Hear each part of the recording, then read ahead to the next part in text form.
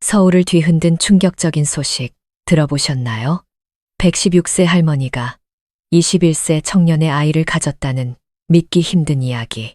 쉴 새 없이 사람들이 오가는 이 거대한 도시. 서울 한복판에서 벌어진 일입니다. 설마 이게 진짜일까? 모두가 고개를 저었지만 이내 온 나라가 이 기막힌 사연에 온통 집중하기 시작했습니다. 116세 할머니의 임신, 그리고 21세 청년과의 결혼.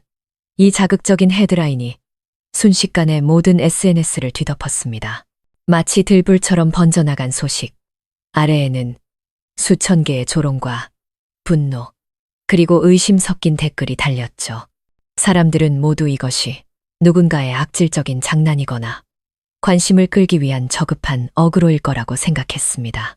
하지만 그날 저녁, TV 뉴스의 깡마른 몸, 새하얀 백발의 할머니가 젊은 청년과 함께 병상에 누워있는 모습이 비춰지자 모든 것은 현실이 되었습니다.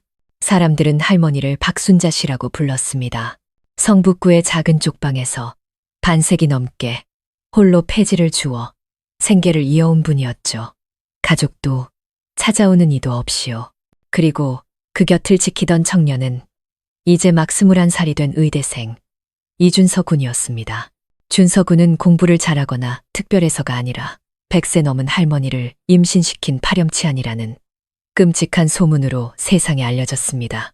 사람들의 잔인한 말들은 비수처럼 무고한 청년의 심장에 밝혔고 그의 선행은 한순간에 추악한 죄가 되어버렸습니다.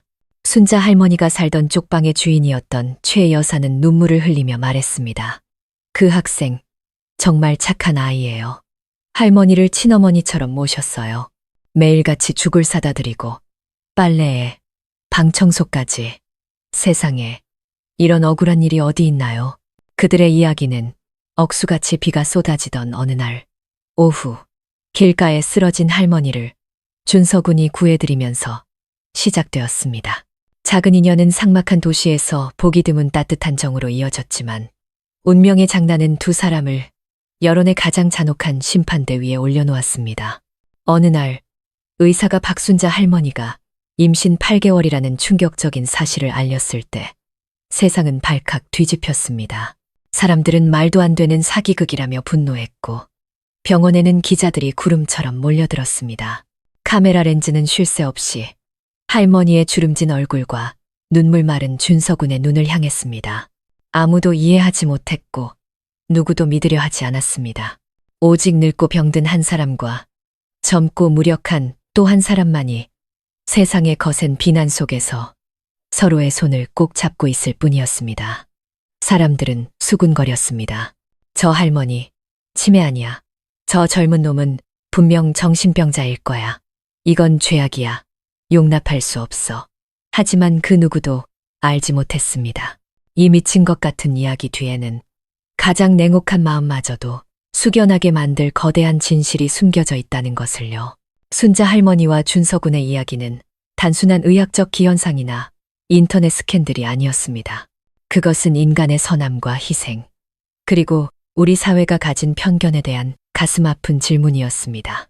한 세기가 넘는 삶을 살아오며 인생의 끝자락에 서 있다고 믿었던 할머니. 이제 막 꿈을 향해 첫 발을 내디딘 젊은 청년. 전혀 상관없어 보이던 두 운명은 가장 기이한 방식으로 서로에게 얽혀들었습니다. 그리고 마침내 116세 할머니가 임신하고 21세 청년이 그녀의 곁을 지키기로 한 이 사건은 서울 전체를 뒤흔들며 사람들에게 함부로 다른 일을 판단해서는 안 된다는 깊은 교훈을 남겼습니다. 때로는 가장 순수한 사랑이 가장 추악한 죄로 오해받을 수 있다는 것을, 그리고 진실이 밝혀졌을 때야 비로소 우리는 깨닫게 된다는 것을요. 이 삭막한 사회에 남은 가장 아름다운 것은 결국 사람의 따뜻한 마음이라는 것을 말입니다. 박순자 할머니는 서울 성북구의 구불구불한 골목길 끝자락에 살았습니다. 할머니의 쪽방은 고작 2평 남짓, 벽지는 누렇게 변색되었고 양철 지붕엔 구멍이 뚫려 비가 오는 날이면 밤새도록 물방울이 떨어졌습니다. 올해로 116세. 다른 이들 같으면 자식들 보살핌 받으며 누워만 있을 나이지만 할머니는 매일 새벽 5시면 일어나 지팡이를 짚고 리어카를 끌며 동네 시장 주변의 폐지를 주우러 나섰습니다. 한 걸음 내디딜 때마다 긴 한숨이 터져 나왔지만 할머니의 눈빛에는 온화함과 평온함이 담겨 있었습니다. 동네 사람들은 모두 그 깡마른 할머니를 알았습니다. 마음 좋은 사람들은 밥 한 그릇을 건넸고 낯선 이들은 안쓰러운 마음에 폐지 한 뭉치를 실어주기도 했습니다. 쪽방 주인 최 여사도 여러 번 할머니를 말렸습니다. 아이고, 할머니. 연세도 있으신데 그냥 방에 계세요. 제가 쌀이라도 좀 드릴 테니 이제 그만 나가세요. 그러면 순자 할머니는 그저 웃으셨습니다. 주름 깊은 곳에서 피어나는 미소였죠. 괜찮아. 아직 걸을 만한데 뭘. 이렇게 나와서 사람들 얼굴이라도 보는 게 내 낙이야. 할머니는 가끔 이웃들에게 젊은 시절 이야기를 들려주곤 했습니다. 원래는 고향에서 아이들을 가르치던 교사였지만 6.25 전쟁통에 남편과 어린 아들을 모두 잃고 홀로 서울로 올라왔다고 했습니다. 평생을 혈혈단신으로 낡은 라디오와 폐지를 줍는 리어카에 의지해 살아왔습니다. 매일 밤 얼마 되지 않는 돈을 세고 나면 할머니는 낡은 나무 상자 위에 놓인 빛바랜 흑백 사진을 보며 나지막이 속삭였습니다. 영감, 나 너무 오래 살았나 봐. 이제 뭘 더 하라고 이렇게 살아있는지 모르겠구려. 그날은 비가 억수같이 쏟아지는 날이었습니다. 시장은 폭우에 흠뻑 젖어 파장 분위기였고 사람들은 서둘러 비를 피할 곳을 찾았습니다. 순자 할머니는 애써 모은 폐지가 젖을까봐 낡은 비닐로 덮으며 한 걸음 한 걸음 힘겹게 옮기고 있었습니다. 빗물은 뼛속까지 시릴 정도로 차가웠습니다. 사거리를 막 지났을 때였습니다. 쇠약해진 다리가 갑자기 풀리며 머리가 핑 돌았고 눈앞이 캄캄해졌습니다. 빗속을 질주하는 차들 사이로 낡은 우비를 입은 한 젊은이가 멈춰 섰습니다. 근처 카페에서 아르바이트를 마치고 돌아가던 의대생 이준서 군이었습니다. 할머니가 쓰러지는 것을 본 그는 곧장 달려가 가냘픈 몸을 부축했습니다. 할머니, 제 말 들리세요? 할머니. 준서의 목소리는 두려움에 떨리고 있었습니다. 그는 급히 자신의 우비를 벗어 할머니에게 덮어주고 택시를 잡아 가장 가까운 병원으로 향했습니다. 의사가 보호자를 찾자 그는 잠시 망설이다 말했습니다. 아무도 안 계세요. 제가 돌봐드릴게요. 순자 할머니는 링거를 맞고 깊은 잠에 빠졌습니다. 그날 밤 준서는 플라스틱 의자에 앉아 낯선 할머니의 이마에 흐르는 땀을 따뜻한 수건으로 닦아주었습니다. 왜 이토록 할머니가 안쓰럽게 느껴지는지 알 수 없었습니다. 어쩌면 감긴 눈 속에 시골에서 홀로 투병 중인 어머니의 모습이 보였기 때문인지도 모릅니다. 다음 날 아침 할머니가 정신을 차렸을 때 낯선 준서를 보고 나지막이 물었습니다. 학생은 누군데? 여기 있는 게야? 그는 온화하게 웃으며 말했습니다. 그냥 지나가던 사람이에요. 할머니. 쓰러지신 걸 보고 도와드렸어요. 할머니는 그의 손을 잡았습니다. 거칠고 메마른 손이었습니다. 고맙네. 학생. 오늘 밤을 못 넘길 줄 알았는데. 그는 그저 따뜻한 눈빛으로 미소 지었습니다. 살아계신 것만으로도 다행인걸요. 세상엔 아직 좋은 사람들이 많아요. 그날 이후 준서는 매일 방과 후에 순자 할머니를 찾아가기 시작했습니다. 그는 할머니에게 죽을 사다 드리거나 채소 몇 단 혹은 낡은 신문지를 가져다 드렸습니다. 순자 할머니는 마음에 이상한 온기가 차오르는 것을 느꼈습니다. 준서 또한 할머니의 작은 쪽방을 나설 때마다 가난한 의대생으로서의 고단함이 잠시나마 위로받는 듯한 기묘한 평온함을 느꼈습니다. 아무도 몰랐습니다. 비 오던 그날 오후 한 젊은이가 낯선 할머니를 구한 그 일이 서울 전체를 뒤흔들 거대한 이야기의 시작이 될 줄은. 그날 이후 순자 할머니의 삶에는 작은 햇살이 비치기 시작했습니다. 매일 오후 수업이 끝나면 준서는 어김없이 낡은 쪽방을 찾아왔습니다. 따뜻한 도시락이나 죽, 때로는 계란을 넣은 빵 한 조각을 들고서였습니다. 순자 할머니는 가진 것은 없어도 자존심은 지키고 싶었습니다. 학생, 공부하느라 힘들 텐데 난 조금만 먹어도 되니 나한테 돈 쓰지 말게. 준서는 부드럽게 웃으며 말했습니다. 괜찮아요, 할머니. 시골에 계신 저희 어머니도 할머니랑 연세가 비슷하세요. 할머니 챙겨드리는 게 곧 저희 어머니 챙기는 것 같아요. 그 소박한 말에 순자 할머니의 흐릿한 눈에 감동이 어렸습니다. 반평생이 넘도록 누군가 자신의 끼니와 잠자리를 이렇게 챙겨줄 거라고는 상상도 해본 적이 없었습니다.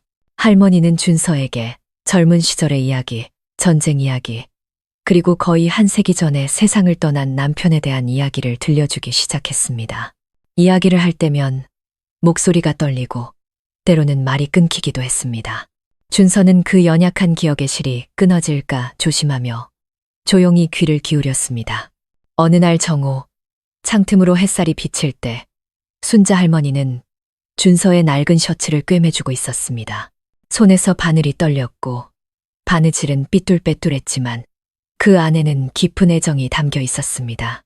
준서는 할머니를 보며 미소 지었습니다. 할머니, 바느질 정말 잘하시네요. 저희 집에서도 어머니가 이렇게 제 옷을 꿰매주시곤 했어요. 할머니는 나지막이 한숨을 쉬었습니다. 자네는 참 속이 깊은 아이야. 세상 사람들이 돈이 없어서 가난한 게 아니야. 서로를 위하는 마음이 없어져서 가난해지는 거지. 그 말은 준서의 마음에 오래도록 남았습니다. 모두가 먹고 살기 바빠 정신없이 살아가는 이 거대한 도시에서 진실한 애정은 한여름의 소나기처럼 귀했습니다. 그는 이 깡마른 할머니가 그 어느 때보다 애틋하게 느껴졌습니다.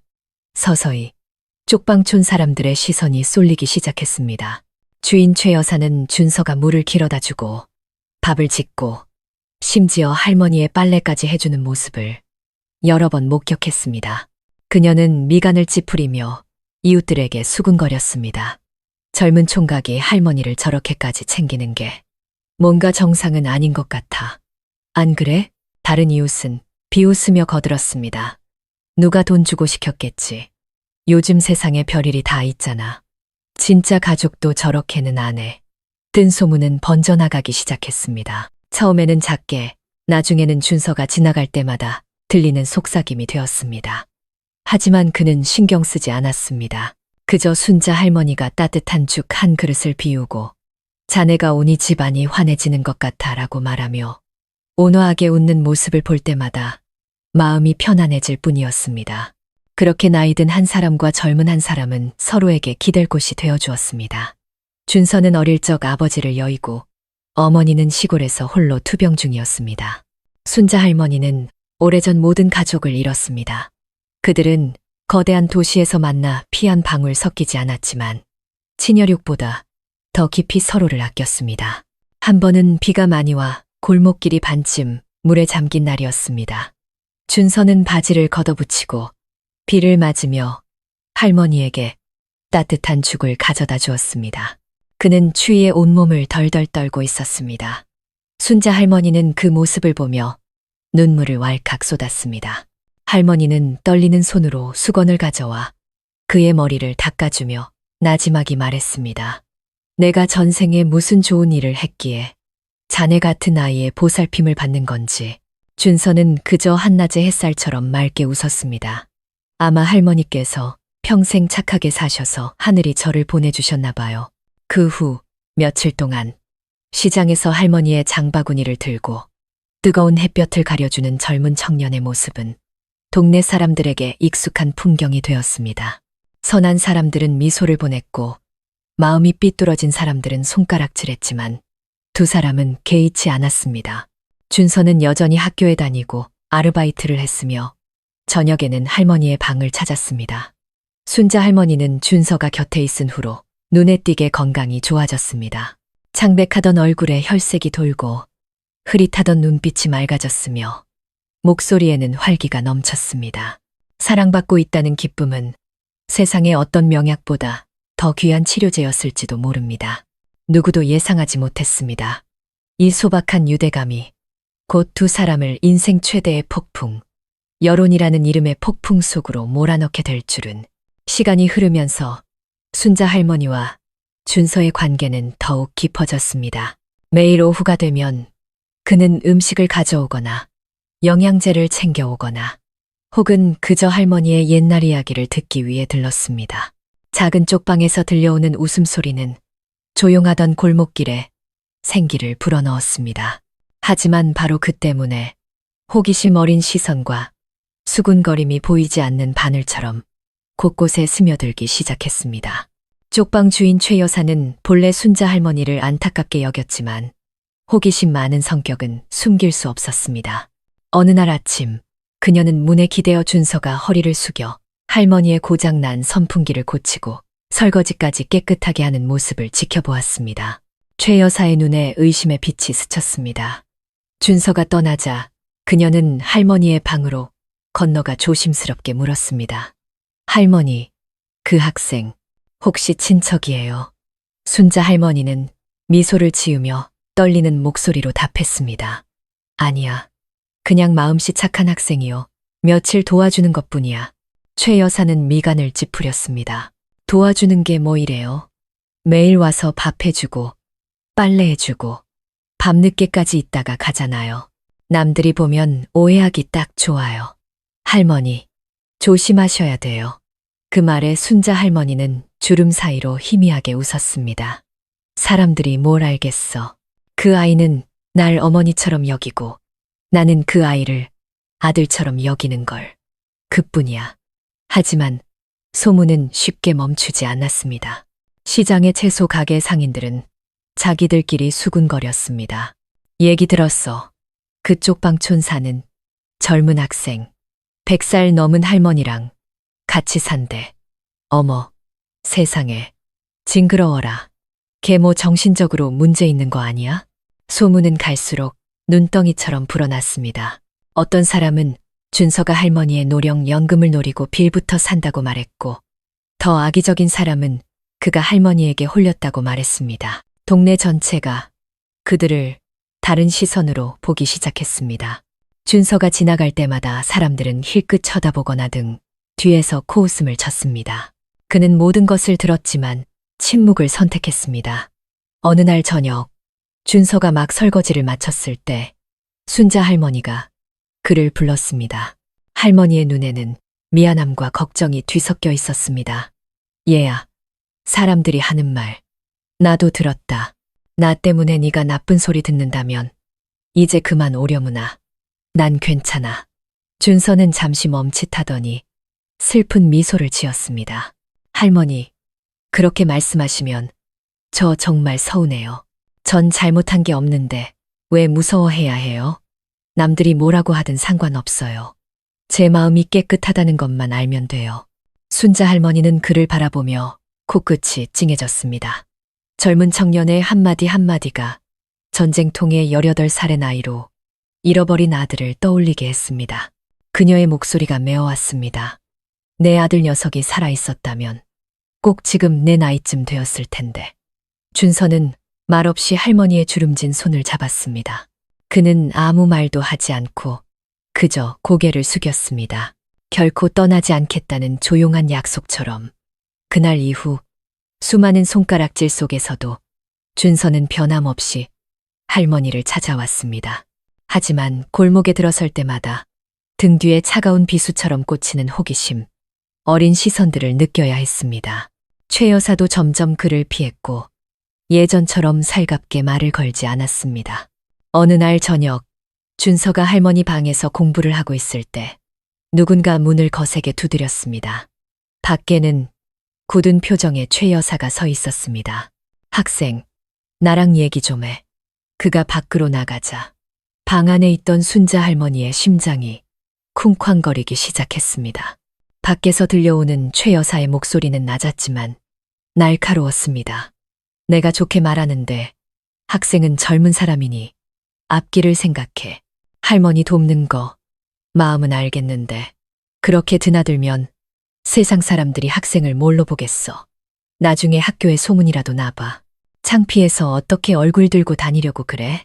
준서는 최 여사를 바라보며 단호한 눈빛으로 말했습니다. 무슨 말씀이신지 알겠습니다. 하지만 저는 할머니를 제 어머니처럼 생각할 뿐이고 그 사실이 조금도 부끄럽지 않습니다. 최 여사는 할 말을 잃고 잠시 서 있다가 이내 말없이 돌아섰습니다. 그는 뒤돌아 할머니가 낡은 스웨터를 뜨개질하며 앉아있는 불 켜진 방을 바라보았습니다. 그 미소는 이른 아침의 바람처럼 온화했습니다. 준서는 알지 못했습니다. 그 뜬 소문들이 곧 걷잡을 수 없이 퍼져나가 끔찍한 여론의 파도를 몰고 오리라는 것을, 그와 순자 할머니, 누구도 예상치 못한 거대한 파도를 말입니다. 그 후 며칠 동안 골목 끝 작은 쪽방촌은 더 이상 예전처럼 평온하지 않았습니다. 100세 넘은 할머니와 젊은 의대생의 이야기는 온 동네의 뜨거운 화제거리가 되었습니다. 사람들은 이야기에 살을 붙이고 온갖 상상을 더해댔습니다. 모든 말들은 독이 든 바람처럼 문틈으로 스며들어 두 외로운 사람 사이의 순수한 정을 뒤틀어 버렸습니다. 아침이 되어 순자 할머니는 평소처럼 폐지를 주우러 나섰습니다. 하지만 늘 듣던 정겨운 인사 대신 그녀를 향한 것은 낯설고 기묘한 시선뿐이었습니다. 어떤 사람은 심지어 비아냥거렸습니다. 아이고, 100살 넘어서 젊은 총각이 따라다니니 회춘이라도 하셨나 봐. 등 뒤에서 들려오는 킥킥거리는 웃음소리에 할머니의 발걸음이 무거워졌습니다. 그녀는 그저 고개를 숙이고 입술을 깨물며 주름진 눈가에 막 차오른 눈물을 감췄습니다. 화가 나지 않았습니다. 그저 마음이 아팠습니다. 준서의 선한 마음이 더럽혀지고 있다는 사실 때문에, 그리고 자신에게 살아갈 가치가 있다고 느끼게 해준 유일한 사람이 바로 그였기 때문이었습니다. 그날 오후 준서가 학교를 마치고 돌아왔을 때 할머니는 방문 앞에 멍하니 앉아 있었습니다. 떨리는 손으로 폐지 뭉치를 만지작거리며 먼 곳을 바라보고 있었죠. 그는 할머니 곁에 앉아 조용히 물었습니다. 할머니, 피곤하세요? 왜 그렇게 슬픈 표정이세요? 할머니는 힘없이 고개를 저었습니다. 아니야, 괜찮아. 난 이제 익숙해. 남들이 뭐라든 상관없어. 하지만 준서는 할머니의 마음이 상처받았다는 것을 알았습니다. 그는 할머니의 메마른 손을 부드럽게 감쌌습니다. 신경 쓰지 마세요. 사람들은 보이는 것만 믿으려고 하잖아요. 저는 할머니가 얼마나 좋은 분인지 알고 제가 하는 일이 옳다는 것도 알아요. 순자 할머니는 그를 바라보았습니다. 희미한 미소가 입가에 번졌지만 눈물은 뺨을 타고 주르륵 흘러내렸습니다. 그날 밤 쪽방촌의 불이 모두 꺼졌을 때도 준서는 할머니의 방에서 공부를 하고 있었습니다. 밖에서는 비가 추적추적 내렸고 구멍난 양철 지붕 위로 빗방울 떨어지는 소리가 들려왔습니다. 갑자기 순자 할머니가 심한 기침을 하더니 배를 움켜쥐고 고통스러운 신음을 내뱉었습니다. 그는 깜짝 놀라 달려가 할머니를 부축했습니다. 할머니, 왜 그러세요? 할머니는 말을 잇지 못하고 몇 마디 끙끙 앓다가 그대로 정신을 잃었습니다. 준서는 할머니를 번쩍 안아들고 빗속으로 뛰쳐나갔습니다. 천둥 번개가 치는 하늘 아래 그는 미친 듯이 택시를 외쳤습니다. 그 순간 그의 머릿속에는 이 도시에서 유일한 가족 같은 사람을 잃을지도 모른다는 두려움뿐이었습니다. 병원에 도착하자 의사들은 재빨리 할머니를 응급실로 옮겼습니다. 그는 복도에 서 있었습니다. 온몸은 비에 젖었고 두 손은 꽉 맞잡혀 있었으며 심장은 미친 듯이 뛰고 있었습니다. 한 간호사가 나와 물었습니다. 환자분과 어떤 관계세요? 그는 머뭇거리며 대답했습니다. 저 그냥 할머니를 돌봐드리는 사람이에요. 가족은 아니에요. 그럼 여기 응급진료비 수납 서류에 서명해 주세요. 할머니 상태가 위중해서 바로 입원해야 합니다. 준서는 떨리는 손으로 서명하고 주머니에서 아르바이트해서 번 돈 전부인 10만 원 남짓을 꺼내며 나머지는 나중에 내겠다고 사정했습니다. 간호사는 그를 잠시 바라보다 안쓰러운 눈빛으로 고개를 끄덕였습니다. 응급처치는 밤늦게까지 이어졌습니다. 순자 할머니는 회복실로 옮겨졌습니다. 얼굴은 창백했고 숨소리는 미약했습니다. 과장인 김 박사는 40대 중반의 남성이었습니다. 그는 진료 기록을 보며 미간을 찌푸렸습니다. 이상하군. 이 연세에 이렇게 강한 생체 반응이 나타날 리가 없는데 정확한 진단을 위해 몇 가지 추가 검사가 필요하겠습니다. 준서는 의사의 말을 이해할 수 없었습니다. 그저 조심스럽게 물었습니다. 할머니, 괜찮으신 건가요? 의사는 나지막이 한숨을 쉬었습니다. 일단 고비는 넘겼지만 상태를 지켜봐야 합니다. 보호자라면 곁에서 잘 돌봐주세요. 그는 고개를 끄덕였습니다. 그날 밤 병원에 쏟아지던 그 폭우가 두 사람의 인생을 영원히 바꿔놓을 충격적인 비밀의 시작이 될 줄은 꿈에도 몰랐습니다. 밖에는 여전히 비가 내리고 있었습니다. 차가운 병실 안에서 준서는 순자 할머니의 손을 잡고 속삭였습니다. 할머니, 저 버리지 마세요. 할머니 건강해지실 때까지 제가 꼭 곁에 있을게요. 그는 알지 못했습니다. 몇 시간 뒤 검사 결과가 병원 전체를 그리고 서울 전체를 발칵 뒤집어 놓으리라는 것을. 다음 날 아침 준서가 병원 복도 플라스틱 의자에서 깜빡 잠이 들었을 때 김 박사가 굳은 표정으로 나타났습니다. 그는 서류 뭉치를 손에 들고 한층 낮아진 목소리로 말했습니다. 이준서 씨, 잠시 제 방으로 같이 가주시겠습니까? 따로 드릴 말씀이 있습니다. 준서는 불안한 마음에 자리에서 일어났습니다. 할머니에게 무슨 심각한 병이라도 생긴 것이라고 생각했습니다. 의사방으로 들어서며 그는 조심스럽게 물었습니다. 할머니, 상태가 많이 안 좋으신가요? 김 박사는 그를 물끄러미 바라보다 천천히 입을 열었습니다. 건강 상태는 일단 안정적이긴 합니다. 하지만 제 20년 의사 생활 동안 단 한 번도 본 적 없는 일이 벌어졌습니다.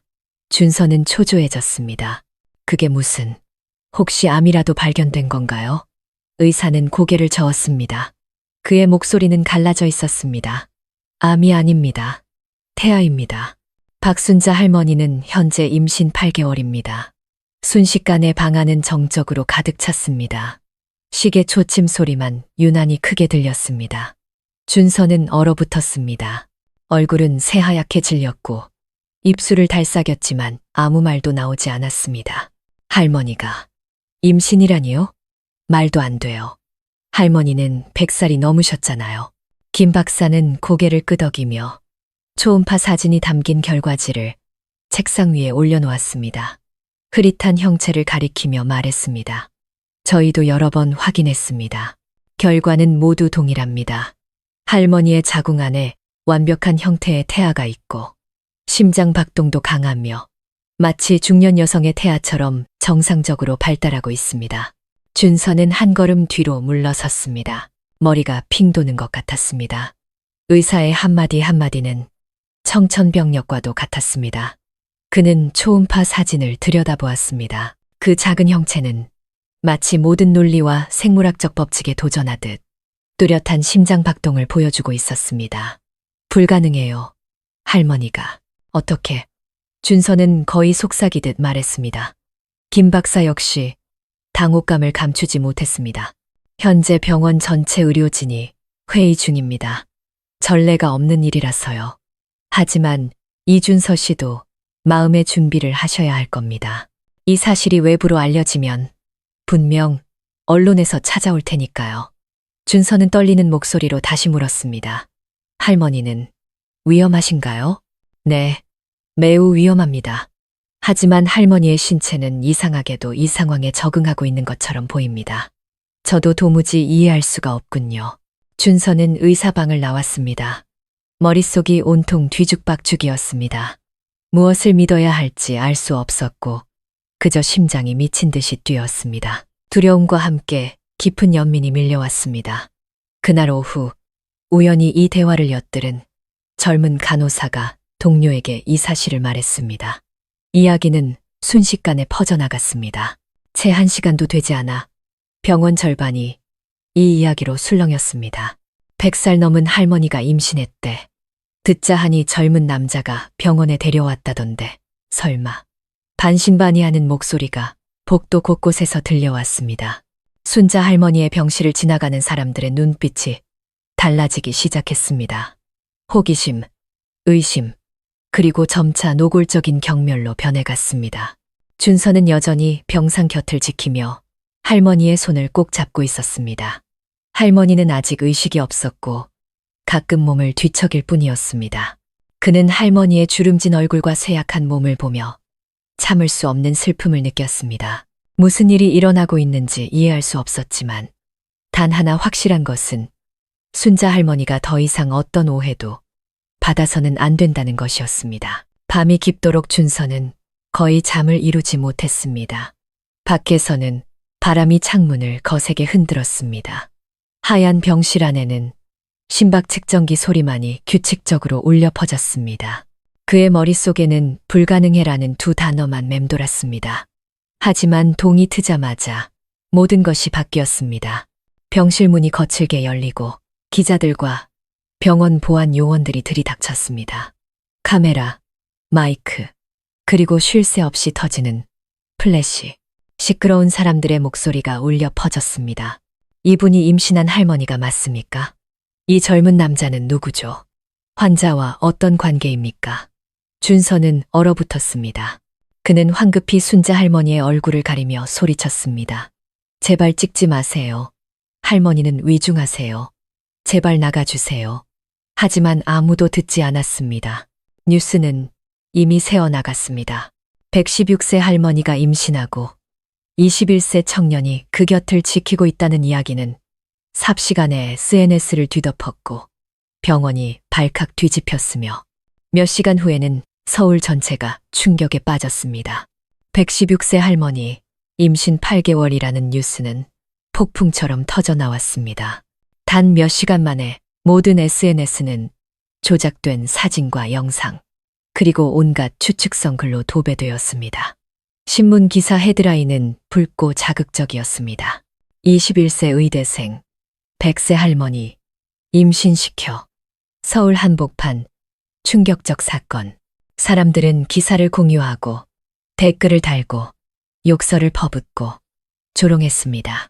누군가는 농담으로 여겼고 누군가는 더러운 스캔들로 취급했습니다. 수십만 개의 댓글이 쏟아졌습니다. 요즘 세상 진짜 미쳤다. 저 어린 놈, 정신병자 아니야. 할머니도 깨끗하진 않을걸. 진실을 아는 사람은 없었고 이유를 묻는 사람도 없었습니다. 그저 사진 한 장과 자극적인 헤드라인만으로 한 사람을 죄인으로 만들기에 충분했습니다. 준서는 여전히 병원에 있었습니다.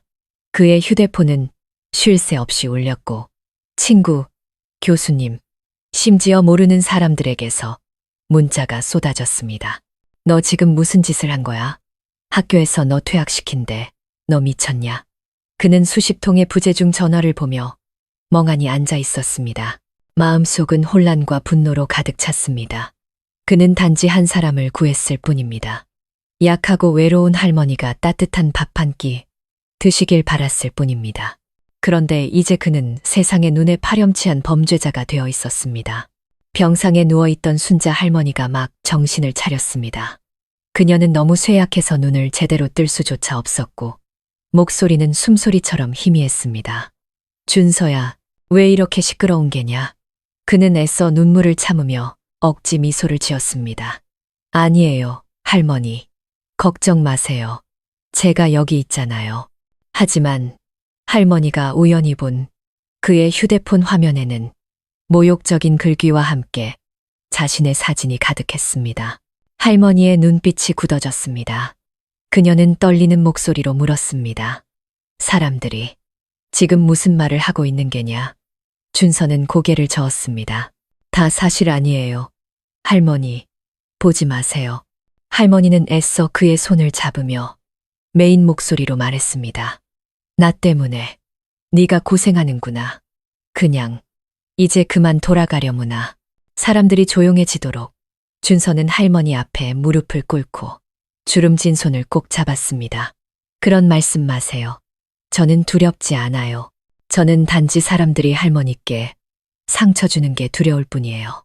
따뜻하고도 고통스러운 눈물 한 방울이 순자 할머니의 손등 위로 떨어졌습니다. 21살의 청년은 선행이 자신을 이토록 깊은 경멸의 나락으로 떨어뜨릴 수 있다는 것을 상상조차 해본 적이 없었습니다. 병원 밖에는 수십 명의 기자와 구경꾼들이 모여들었습니다. 그들은 휴대폰과 카메라를 들고 사진 한 장이라도 더 찍기 위해 몸싸움을 벌였습니다. 어떤 사람은 의사로 위장해 병실에 잠입하려 하기도 했습니다. 무자비한 질문들이 쉴 새 없이 쏟아졌습니다. 할머니, 아이 아빠는 누구입니까? 이 청년과 어떤 관계이신가요? 두 분 같이 사셨습니까? 준서는 분노를 참지 못하고 병상을 가로막으며 소리쳤습니다. 전부 나가세요. 이분은 환자이지 당신들 장난감이 아니란 말입니다. 보안 요원들이 달려와 기자들을 막았지만 그 모습은 이미 촬영되어 즉시 인터넷에 퍼졌습니다. 젊은 청년, 격분하며 할머니 임신 비밀 사수라는 자극적인 제목의 기사들이 쏟아졌고 인터넷은 다시 한번 들끓었습니다. 해명하려 할수록 여론은 더욱 악화되었습니다. 어떤 이는 가짜 영상을 만들어 우스꽝스러운 배경음악을 입혔고 그 영상은 수백만 조회수를 기록했습니다. 준서는 완전히 지쳐버렸습니다.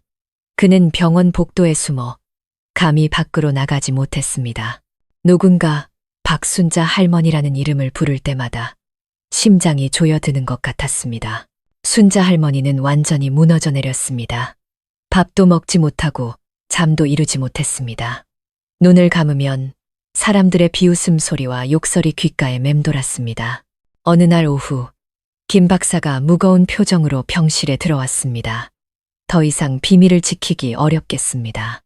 언론에서 진료 기록을 요구하고 있습니다. 하지만 저는 두 사람이 사람들이 말하는 그런 관계가 아닐 거라고 믿습니다. 준서는 붉게 충혈된 눈으로 그를 올려다 보았습니다. 박사님, 제발 저를 믿어주세요. 저는 할머니께 단 한 번도 잘못된 행동을 한 적이 없습니다. 의사는 단호한 눈빛으로 가볍게 고개를 끄덕였습니다. 믿습니다. 하지만 이 여론을 잠재우려면 증거가 필요합니다. 유전자 검사를 통해 증명해야 합니다. 우리에겐 진실이 필요합니다. 그 말은 칠흑 같은 어둠 속 한 줄기 빛과 같았습니다. 준서는 주먹을 꽉 쥐고 고개를 끄덕였습니다. 그는 깨달았습니다. 만약 증명하지 못한다면 자신과 순자 할머니의 명예는 세상의 진흙탕 속에 영원히 묻히게 될 것이라는 것을. 그날 밤 서울은 여전히 화려한 불빛으로 빛나고 있었습니다.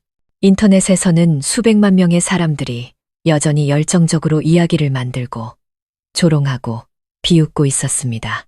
하지만 작고 초라한 병실 안에는 두 사람이 조용히 서로의 손을 잡고 있었습니다.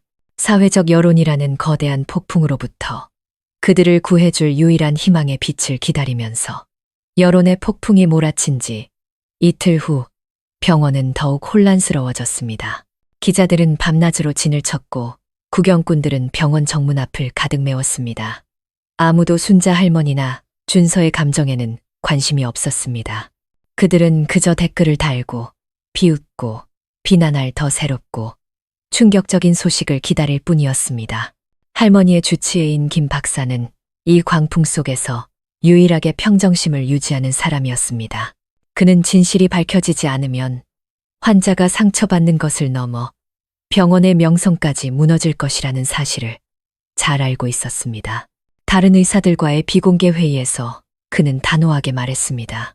우리는 원인을 찾아내야 합니다. 이 태아의 정체가 무엇인지, 그리고 정말 저 학생과 관련이 있는지 명확히 밝혀내야 합니다. 한 젊은 여의사가 망설이며 말했습니다. 하지만 과장님, 할머니의 연세는 생식 가능 한계를 훨씬 넘어섰습니다. 생리학적으로는 불가능한 일입니다. 김 박사는 그녀의 말을 잘랐습니다. 그의 목소리는 확신에 차 있었습니다. 불가능하지만 지금 일어나고 있잖소. 과학은 현실을 존중해야 합니다. 제가 직접 유전자 검사를 감독하겠습니다. 다음 날 아침 준서는 검사실로 불려갔습니다. 그는 불안감에 주먹을 꽉 쥐었고 이마에는 식은땀이 맺혔습니다. 김 박사는 그를 단호한 눈빛으로 바라보았습니다. 두려워하지 말게. 자네가 결백하다면 진실이 자네를 지켜줄 걸세. 그는 고개를 끄덕이며 나지막이 대답했습니다. 저는 잘못한 게 없습니다. 그저 사람들이 할머니를 더 이상 모욕하지 않았으면 좋겠습니다. 순자 할머니와 태아, 그리고 준서의 DNA 샘플은 당일 채취되었습니다. 결과는 48시간 후에 나올 예정이었습니다. 이틀의 기다림, 그것은 이세기처럼 길게 느껴졌습니다. 그 시간 동안 준서는 거의 병상을 떠나지 않았습니다. 순자 할머니는 점점 쇠약해졌고 흐릿한 눈으로 그를 보며 미안해했습니다. 내가 자네를 귀찮게만 하지 않았어도 자네가 이렇게 고생하진 않았을 텐데. 그는 할머니의 손을 꼭 잡고 고개를 저었습니다. 아니에요. 할머니는 한 번도 제게 짐이 된 적 없어요. 할머니는 여기 서울에서 저의 유일한 가족이에요. 할머니는 울음을 터뜨렸습니다. 늙고 주름진 뺨을 타고 흐른 눈물이 준서의 떨리는 손등 위로 떨어졌습니다.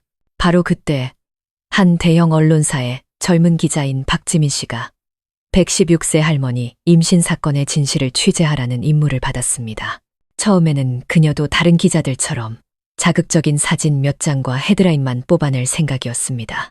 하지만 병원에 도착해 준서가 밤을 새워가며 순자 할머니의 곁을 지키고 할머니의 이불을 덮어주는 모습을 목격했을 때 그녀의 생각이 바뀌었습니다. 지민은 그 학생의 눈에서 거짓이 아닌 순수한 애정을 보았습니다. 그녀는 조용히 김 박사에게 다가가 물었습니다. 박사님, 혹시 우리가 모든 걸 오해하고 있는 건 아닐까요? 의사는 그녀를 보며 조용히 고개를 끄덕였습니다. 나도 그렇게 생각합니다. 지금 그 답을 찾고 있는 중입니다. 지민은 다른 방향으로 취재를 시작하기로 결심했습니다. 그녀는 순자 할머니가 살던 성북구의 낡은 쪽방촌을 찾아가 주인 최 여사를 만났습니다. 최 여사는 처음에는 경계했지만 지민이 준서가 여론의 문매를 맞는 기사를 보여주자 눈시울을 붉혔습니다. 내가 알아요. 그 학생 정말 착한 아이예요. 매일같이 와서 할머니 밥 해드리고 빨래해주고 순자 할머니도 그 애를 친아들처럼 여겼어요. 그렇게 순한 애가 무슨 나쁜 짓을 했겠어요. 그 말에 지민의 마음도 뭉클해졌습니다. 그녀는 인터넷의 차가운 글자들 뒤에는 진짜 감정과 고통을 가진 실제 사람들이 있다는 것을 깨달았습니다. 이틀이 지났습니다. 검사실 문이 열리고 김 박사가 결과지를 손에 든 채 굳은 표정으로 서 있었습니다. 준서는 초조하게 일어섰습니다. 심장이 터질 것 같았습니다. 지민도 녹음기를 든 채 그곳에 있었습니다. 그녀의 긴장된 시선이 의사의 모든 움직임을 쫓았습니다. 긴 침묵이 방안을 감쌌습니다. 그리고 마침내 김 박사가 고개를 들었습니다. 그의 목소리는 낮았지만 한 글자 한 글자 또렷했습니다. 결과가 나왔습니다. 태아는 이준서 씨와 어떠한 유전적 연관성도 없는 것으로 확인되었습니다. 준서는 그 자리에 얼어붙었고 눈물이 왈칵 쏟아졌습니다. 지민도 목이 메어왔습니다. 김 박사는 안도의 한숨을 내쉬며 말을 이었습니다. 이것은 이준서 씨가 이 사건과 완전히 무관하다는 것을 의미합니다. 저 태아는 통상적인 방법으로 수정된 것이 아닐 가능성이 높습니다. 저희는 박순자 할머니의 신체에 어떤 특별한 의학적 요인이 작용했을 것으로 의심하고 있습니다. 이 소식은 칠흑 같은 어둠을 꿰뚫는 한 줄기 빛과 같았습니다. 하지만 밖의 세상은 아직 아무것도 몰랐습니다. 그들은 여전히 비웃고 판단하고 있었습니다. 지민은 알았습니다. 두 사람의 명예를 되찾아주기 위해서는 이 진실을 세상에 알려야만 한다는 것을. 설령 그 대가가 매우 클지라도 말입니다. 유전자 검사 결과는 준서의 결백을 증명했지만 그것만으로는 여론의 광기를 잠재우기에 역부족이었습니다. 공식 발표가 나오기도 전에 밖에서는 수백만 명의 사람들이 여전히 그를 비난했고 모든 것이 조작된 쇼라고 믿었습니다. 인터넷에는 준서가 병상 옆에 무릎 꿇고 있는 영상이 모욕적인 자막과 함께 떠돌아다녔습니다. 젊은 학생은 침묵했습니다. 그는 반박하지 않고 그저 매일같이 순자 할머니의 곁을 지켰습니다. 그에게는 세상에서 유일하게 지킬 가치가 있는 사람이었기 때문입니다. 그 사이 김 박사와 박지민 기자는 남몰래 손을 잡고 진실을 끝까지 파헤치기로 결심했습니다. 그들은 병원 시스템에 남아있는 순자 할머니의 과거 의료 기록을 뒤지기 시작했습니다. 어느 날 밤 병원 전체가 고요함에 잠겼을 때 지민은 김 박사의 연구실로 커피를 가져갔습니다. 스탠드 불빛 아래 먼지 쌓인 낡은 서류철들이 놓여 있었습니다. 김 박사는 누렇게 변한 종이를 한 장 한 장 넘겼습니다. 그러다 서류 한 구석에 희미하게 인쇄된 글자를 보고 그의 눈이 멈췄습니다. 환자 박순자, 2018년 서울 생명과학연구소, 노인 줄기세포 복원 임상시험 참여. 지민은 몸을 기울여 그 글자를 자세히 읽었습니다. 그녀의 목소리가 떨렸습니다. 줄기세포 복원이요. 그렇다면 할머니의 몸에 의학적 시술이 있었다는 건가요? 김 박사는 고개를 끄덕였습니다. 그의 얼굴에는 놀라움과 걱정이 교차했습니다. 맞습니다. 이것은 극소수만 대상으로 진행된 특별 프로젝트였습니다. 목적은 노인의 퇴화된 장기를 복원하는 것이었죠. 하지만 제가 알기로 이 프로젝트는 위험성이 너무 높아 중단되었습니다. 지민은 미간을 찌푸렸습니다. 그녀의 눈이 빛났습니다. 혹시 그 치료법 때문에 할머니의 신체가 예상치 못한 방식으로 재생된 건 아닐까요? 마치 생물학적 회춘 현상처럼요. 김 박사는 침묵했습니다. 잠시 후 그는 한숨을 쉬며 말했습니다. 만약 그게 사실이라면 이건 더 이상 개인의 사생활 문제가 아닙니다. 의학계의 전환점이자 한 무고한 인간의 비극이 되는 겁니다. 다음 날 아침, 지민은 기록에 적힌 생명과학연구소를 찾아갔습니다. 건물은 낡았고 간판은 빛이 발해 있었지만 나이든 경비원 한 분이 그 일을 기억하고 있었습니다. 아, 박순자 할머니요. 기억나죠? 그 양반 그때 무척 가난했는데 건강이 안 좋아서 연구소에서 자원봉사자로 모셔갔어요. 듣자 하니 치료 몇 번 받고는 눈에 띄게 건강해졌다고 하더군요. 피부에 혈색이 돌고 걷는 것도 빨라졌다고. 그 이야기에 지민은 목이 메었습니다. 그녀는 깨달았습니다. 순자 할머니는 아무 잘못도 없었습니다. 그저 가엾은 노인이 과학 실험에 휘말렸고 여론에 의해 부도덕한 스캔들의 주인공으로 왜곡되었을 뿐입니다. 같은 시각 병원에 있던 준서는 익명의 문자를 받았습니다. 그 늙은 할망구 옆에서 당장 떨어지지 않으면 내 신상 정보 전부 인터넷에 뿌려버린다. 그는 휴대폰을 꽉 쥐었습니다. 등줄기에 식은땀이 흘렀지만 두려움 대신 잠들어 있는 순자 할머니를 바라보며 나지막이 말했습니다. 전 두렵지 않아요. 진실이 할머니를 구해줄 거라고 믿으니까요. 그날 오후 지민과 김 박사는 병원으로 돌아왔습니다. 그들은 낡은 서류 전체와 연구 프로그램에 대한 잠정 보고서를 가지고 있었습니다. 준서는 그것을 보고 희망에 찬 눈빛을 보였습니다. 지민은 그의 곁에 앉아 부드러운 목소리로 말했습니다. 증거를 찾았어요. 순자 할머니는 과거의 의학 프로젝트에 참여하셨어요. 할머니의 임신은 누군가에 의한 것이 아니라 세포 재생 과정에서 발생한 매우 드문 생물학적 부작용일 가능성이 높아요. 준서는 멍하니 자신의 귀를 믿을 수 없었습니다. 그는 중얼거렸습니다. 그 말은 할머니도 저도 잘못한 게 아니라 단지 과학이 아직 이해하지 못했을 뿐이라는 건가요? 지민은 인간적인 온기가 담긴 미소를 지었습니다. 맞아요. 그리고 제가 이 이야기를 다시 쓸 거예요. 이번에는 조회수를 위해서가 아니라 두 분의 명예를 되찾아드리기 위해서요. 김 박사는 고개를 끄덕이며 준서의 어깨에 가만히 손을 얹었습니다. 진실은 때로 늦게 오지만 결국엔 반드시 모습을 드러내는 법이지. 그것만 믿게. 그날 밤 복도의 불빛이 병실 안으로 스며들 때 순자 할머니가 잠에서 깼습니다. 그녀는 지민과 김 박사를 보고 나지막이 물었습니다. 사람들이 아직도 나와 자네 얘기를 하는가? 준서는 미소를 지으며 할머니의 손을 잡았습니다. 아니에요, 할머니. 이제 곧 모두가 진실을 알게 될 거예요. 제가 약속해요. 순자 할머니는 조용히 고개를 끄덕였고 눈물이 흘러내렸습니다. 한 세기가 넘는 고독한 삶 속에서 그녀는 처음으로 진정한 믿음과 보호를 느끼고 있었습니다. 그리고 저편에서는 수천 개의 악의적인 댓글들 사이로 한 젊은 기자가 밤을 새워가며 써내려가는 글에 첫 문장이 희미하게 빛나고 있었습니다. 한 사람을 완전히 이해하기 전에는 결코 판단하지 말라. 때로 진실은 가장 아무도 보려 하지 않는 곳에 숨어 있으니. 이틀 후 박지민 기자의 기사는 대형 언론사의 일면에 실렸습니다. 헤드라인은 더 이상 자극적인 문구가 아니었습니다. 소박하지만 묵직한 무게를 담고 있었죠. 116세 할머니 임신 사건의 진실. 선행이 오해받고 과학이 침묵할 때 기사는 병원에서 준서가 순자 할머니에게 죽을 떠먹여주는 사진으로 시작되었습니다.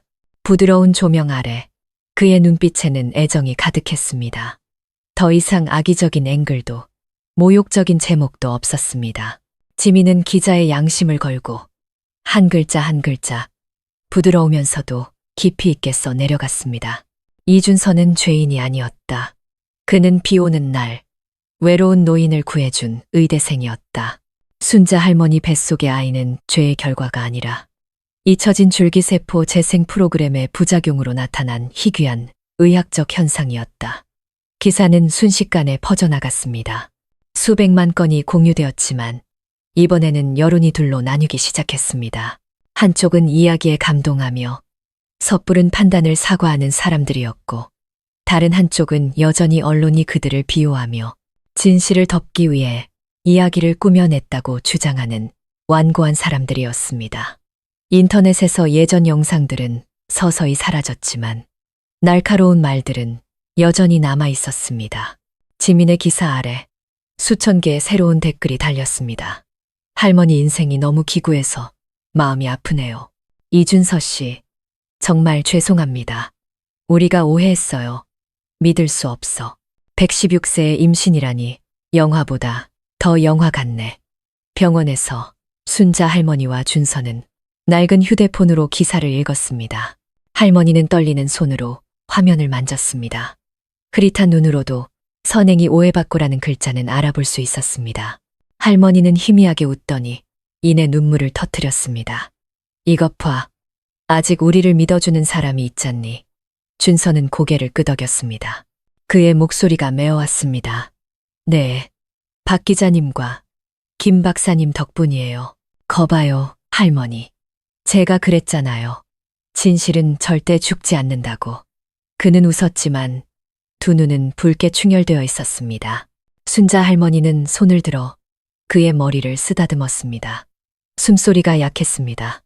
내가 이 나이에 다른 사람의 변호를 받게 될 줄이야. 이제야 마음이 좀 놓이는구나.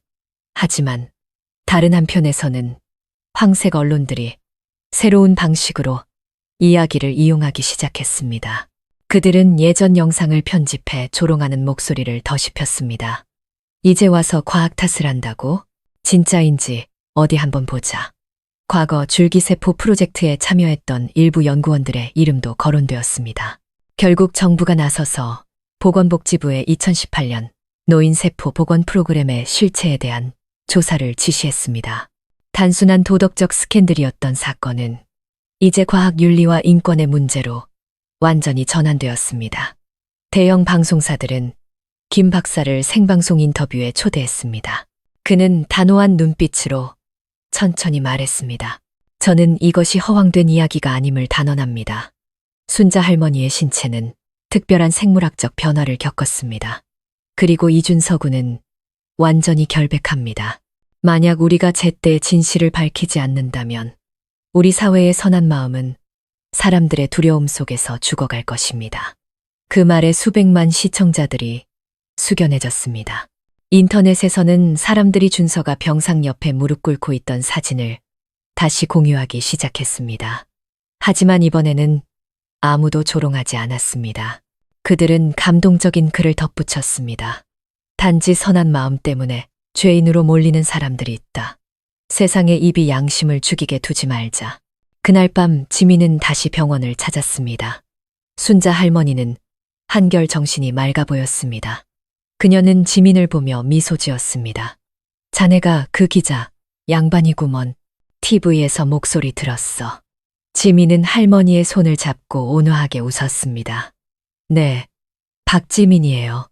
너무 늦게 와서 죄송해요. 제가 좀 더 일찍 기사를 썼더라면 할머니와 준서 씨가 이렇게 고생하지 않았을 텐데요. 순자 할머니는 고개를 저었습니다. 목소리는 약했지만 따뜻했습니다. 괜찮아. 늦게라도 와준 게 어디야. 하늘이 나를 이 나이까지 살게 한 건 자네나 준서 같은 좋은 사람들을 만나게 해주려고 그랬나 보네. 준서는 곁에 조용히 서 있었습니다. 며칠 만에 처음으로 그는 마음이 가벼워지는 것을 느꼈습니다. 한숨 소리만 가득했던 병실에 희망의 빛이 돌아온 것 같았습니다. 그러나 모든 것이 점차 안정되어 간다고 생각했을 때 갑자기 비밀스러운 영상 하나가 인터넷에 유포되었습니다. 영상 속에는 순자 할머니가 과거 생명과학연구소의 실험실로 옮겨지는 모습이 담겨 있었습니다. 그리고 한 남자의 낮은 목소리가 들려왔습니다. 만약 이 실험이 성공한다면 우리는 노인의 생명을 재창조할 수 있게 될 겁니다. 영상은 흐릿했지만 여론을 다시 한번 들끓게 하기에 충분했습니다. 할머니의 눈빛이 굳어졌습니다. 그녀는 떨리는 목소리로 물었습니다. 사람들이 지금 무슨 말을 하고 있는 게냐? 준서는 고개를 저었습니다. 다 사실 아니에요. 할머니, 보지 마세요. 할머니는 애써 그의 손을 잡으며 메인 목소리로 말했습니다. 나 때문에 네가 고생하는구나. 그냥 이제 그만 돌아가려무나. 사람들이 조용해지도록 준서는 할머니 앞에 무릎을 꿇고 주름진 손을 꼭 잡았습니다. 그런 말씀 마세요. 저는 두렵지 않아요. 저는 단지 사람들이 할머니께 상처 주는 게 두려울 뿐이에요. 따뜻하고도 고통스러운 눈물 한 방울이 순자 할머니의 손등위로 떨어졌습니다.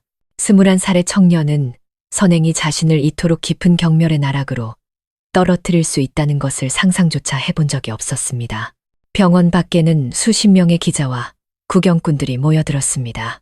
그들은 휴대폰과 카메라를 들고 사진 한 장이라도 더 찍기 위해 몸싸움을 벌였습니다. 세상에, 할머니를 실험 대상으로 삼았던 거였어. 그럼 기적이 아니라 과학의 사고였네. 할머니 너무 불쌍하다. 100살 넘게 사셨는데 편히 눈도 못 감으시네. 분노의 물결이 거세게 일었습니다. 주요 언론사와 방송사들은 일제히 2018년 줄기세포 재생 연구와 관련된 비윤리적 실험 의혹을 보도했고 해당 연구소의 이름과 참여했던 의사, 과학자들의 명단이 유출되었습니다. 그리고 이 폭풍의 중심에 무고한 순자 할머니가 다시 한번 서게 되었습니다. 병원에서 준서는 텔레비전 앞에 멍하니 앉아 있었습니다. 그는 영상 속 할머니의 모습을 보며 심장이 멎는 듯한 고통을 느꼈습니다. 순자 할머니는 침대에 누워 가쁜 숨을 몰아쉬고 있었습니다. 그는 할머니의 손을 잡고 떨리는 목소리로 말했습니다. 할머니, 또 옛날 얘기가 나왔어요. 이제 걱정 마세요. 할머니는 힘겹게 눈을 뜨며 희미하게 웃었습니다. 난 두렵지 않아. 네가 나 때문에 고생하는 게 두려울 뿐이야. 준서는 고개를 숙였습니다. 눈물이 주름진 손등 위로 떨어졌습니다. 그는 나지막이 말했습니다. 제가 약속할게요. 무슨 일이 있어도 더는 아무도 할머니를 모욕하게 두지 않을 거예요. 다른 한편, 김 박사는 조사위원회에 불려가 조사를 받고 있었습니다. 그의 앞에는 감사팀의 날카로운 질문들이 쏟아졌습니다. 2018년 줄기세포 복원 프로젝트에 대해 알고 있었습니까? 병원이 배후 세력을 감싸주고 있는 것 아닙니까? 박순자 할머니가 실험에 참여했다는 사실을 알고 있었죠. 김 박사는 침착하게 대답했습니다. 저는 현재 주치의일 뿐입니다. 하지만 진실을 원하신다면 기꺼이 협조하겠습니다. 조사를 마친 후 그는 지민을 찾아갔습니다. 그의 얼굴은 피곤했지만 눈빛은 여전히 단호했습니다. 우리는 끝까지 가야 합니다. 이것이 실험의 결과물이라면 누군가는 책임을 져야 합니다. 지민은 고개를 끄덕였습니다. 그녀의 목소리가 낮게 가라앉았습니다. 저도 더는 누구도 이 이야기를 이용하게 두지 않을 거예요. 순자 할머니와 준서 씨는 명예를 되찾을 자격이 있어요. 그날 오후 순자 할머니의 병세가 급격히 악화되었습니다. 김 박사는 즉시 할머니를 응급실로 옮겼습니다. 심장이 약해지고 호흡이 끊어질 듯 했습니다. 준서는 문 밖에 무릎을 꿇고 앉아 두 손을 모으고 간절히 기도했습니다. 지민도 눈시울이 붉어진 채 곁에 있었습니다. 응급실 안에서 김 박사는 심전도 모니터를 바라보았습니다. 심장 박동은 실처럼 가늘었습니다. 그는 나지막이 말했습니다. 할머니는 이미 인생의 끝자락까지 오셨어. 이제 필요한 건 평온뿐이야. 밖에서 준서는 응급 경고음 소리를 들었습니다. 심장이 멎는 것 같았습니다.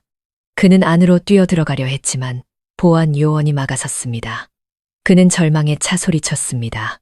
할머니, 저 버리고 가시면 안 돼요. 할머니. 응급실 문이 열리고 간호사들이 황급히 달려 나왔습니다. 김 박사가 슬픈 표정으로 뒤따라 나왔습니다. 일단 위기는 넘겼지만 너무 쇠약해지셨습니다. 우리는 마음의 준비를 해야 할 것 같습니다. 준서는 의자에 주저앉아 얼굴을 감싸고 울었습니다.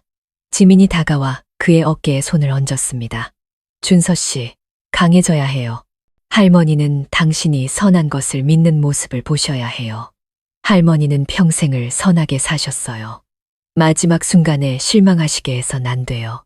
다음 날 지민은 국영방송사에 초청되어 이 사건에 대해 인터뷰를 하게 되었습니다.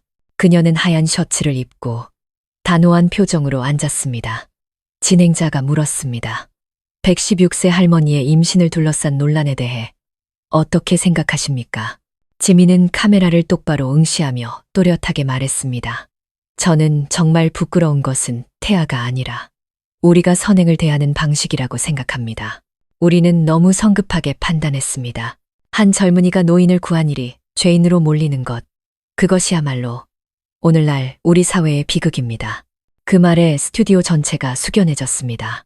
인터뷰 영상은 순식간에 퍼져나갔습니다. 수백만 명이 세상에 입이 선량한 사람을 죽이게 두지 말자는 글과 함께 영상을 공유했습니다. 그날 밤 지민이 병원으로 돌아왔을 때 준서는 여전히 할머니의 손을 잡고 앉아 있었습니다. 지민이 다가가 조용히 말했습니다. 온 나라가 이제 진실을 알고 있어요. 사람들이 이해하기 시작했어요. 순자 할머니는 희미하게 미소 지으며 속삭였습니다. 그럼 헛되게 산 건 아니었구나. 할머니의 눈빛이 부드러워졌습니다. 눈물 한 방울이 노란 조명 아래 반짝이며 떨어졌습니다. 병실은 고요했고 심박 측정기 소리만이 규칙적으로 울렸습니다. 밖에서는 서울의 불빛이 여전히 화려했지만 사람들의 마음속에는 무언가 조용히 내려앉고 있었습니다. 믿음과 인간애가 서서히 돌아오고 있었습니다. 지민의 방송 인터뷰가 나간 지 이틀 후 전국의 분위기가 바뀌기 시작했습니다. 사람들은 더 이상 비웃거나 무의미한 논쟁을 하지 않았습니다. 대신 누가 그 낡은 영상을 유포해 할머니와 젊은 청년을 여론의 지옥으로 몰아넣었는지 궁금해하기 시작했습니다. 서울경찰청은 사이버 수사대와 협력하여 수사에 착수했고 수많은 가짜 계정들이 추적되었습니다. 사흘째 되던 날 결과는 모두를 경악하게 했습니다. 영상을 유포한 범인은 낯선 사람이 아니었습니다. 바로 순자 할머니에게 줄기세포 복원 실험을 진행했던 서울생명과학연구소의 전 직원이었습니다. 그의 이름은 박상철, 42세의 기술자로 프로젝트가 실패한 후 해고당한 인물이었습니다. 그는 당시의 모든 실험 영상을 보관하고 있었고 동료들에게 복수하고 여론의 관심으로 돈을 벌기 위해 의도적으로 영상을 유포한 것이었습니다. 체포되었을 때 그는 태연하게 말했습니다. 나는 그냥 세상의 진실을 알리고 싶었을 뿐입니다. 사람들은 착한 이야기보다 자극적인 진실을 더 좋아하거든요. 그 말에 듣는 이들은 소름이 돋았습니다. SNS 시대에 소위 진실이라는 것은 때로 팔기 위한 상품에 불과했고 그는 바로 그 잔인함을 팔아온 상인이었습니다. 병원에서 주범이 체포되었다는 소식이 전해졌습니다. 지민은 뉴스를 읽으며 목이 메었고 준서는 조용히 앉아 주먹을 꽉 쥐었습니다. 그의 눈에는 통쾌함과 함께 슬픔이 어려 있었습니다. 할머니, 나쁜 사람은 결국 벌을 받네요. 순자 할머니는 힘겹게 눈을 뜨며 바람처럼 약한 목소리로 말했습니다. 얘야, 원망하지 마라.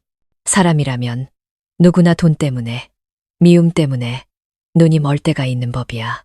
중요한 건 그들처럼 되지 않는 거란다. 준서는 고개를 끄덕였습니다. 눈물이 할머니의 손등 위로 떨어졌습니다. 원망 안 해요. 그냥 마음이 아파요. 선한 마음이 이렇게 귀해졌다는 게요. 그날 오후 김 박사가 새로운 검사 결과를 가지고 왔습니다. 그는 순자 할머니를 슬픔이 가득한 눈으로 바라보았습니다. 할머니의 몸이 점점 약해지고 있습니다. 심장은 약물에 의지해 겨우 뛰고 있어요. 하지만 이상하게도 뱃속의 태아는 여전히 건강합니다. 심장 박동도 규칙적이고요.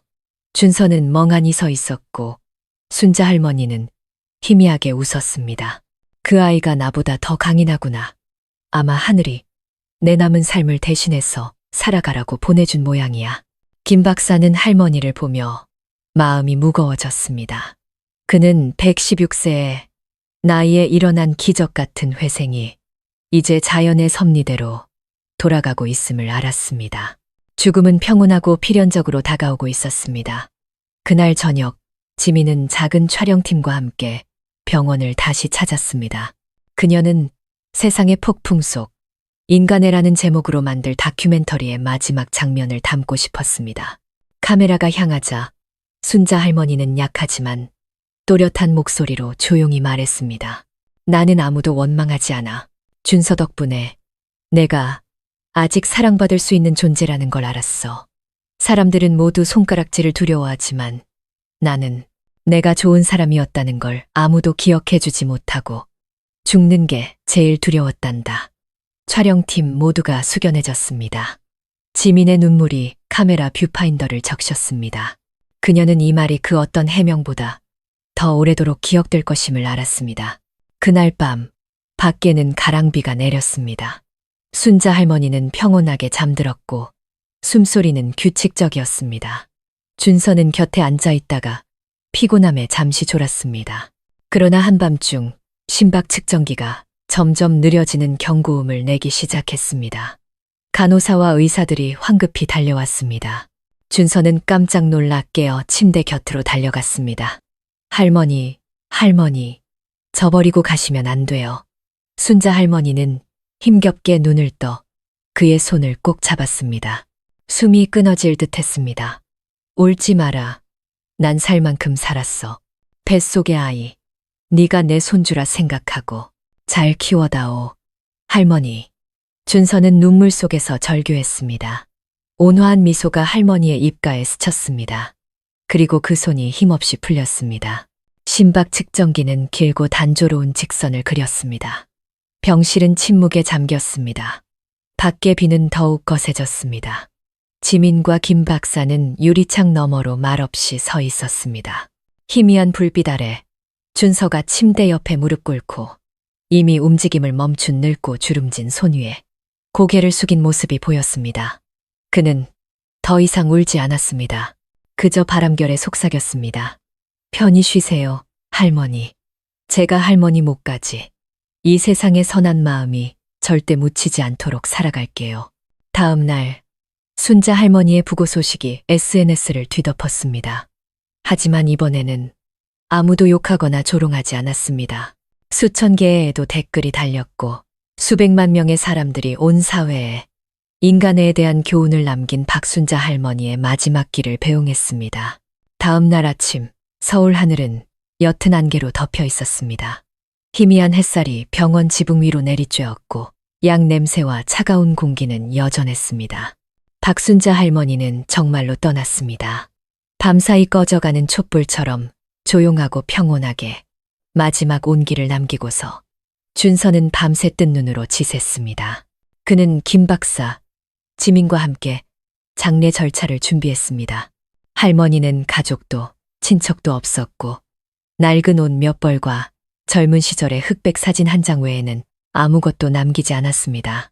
하지만 이상하게도 할머니가 돌아가셨다는 소식이 퍼지자 쪽방촌의 이웃들, 병원의 환자와 간호사들, 심지어 할머니를 오해했던 사람들까지 수백 명이 조문을 왔습니다. 장례식은 성북구의 작은 장례식장에서 소박하게 치러졌습니다. 옅은 갈색의 목관이 조명이 밝은 방 중앙에 놓여 있었고 주변은 하얀 국화로 가득했습니다. 수많은 조문객들 사이에서 준서는 검은 셔츠를 입고 서 있었습니다. 눈은 퀭했지만 표정은 담담했습니다.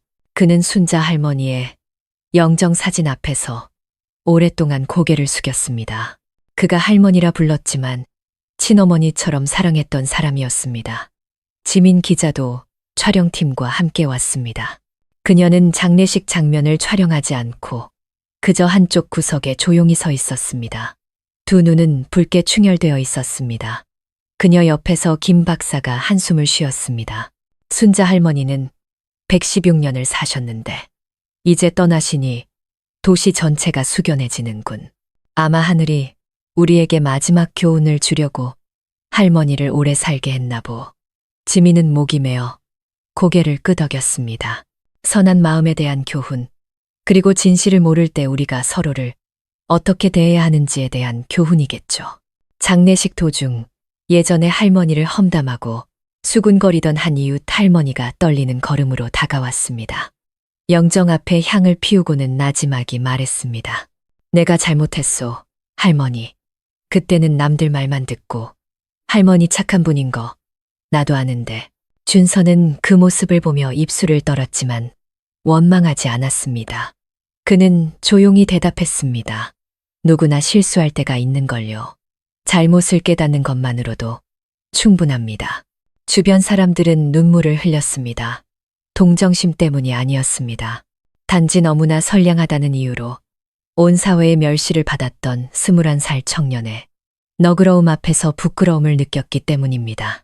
오후가 되어 순자 할머니의 관이묘지로 향할 때 하늘에서는 가랑비가 내리기 시작했습니다.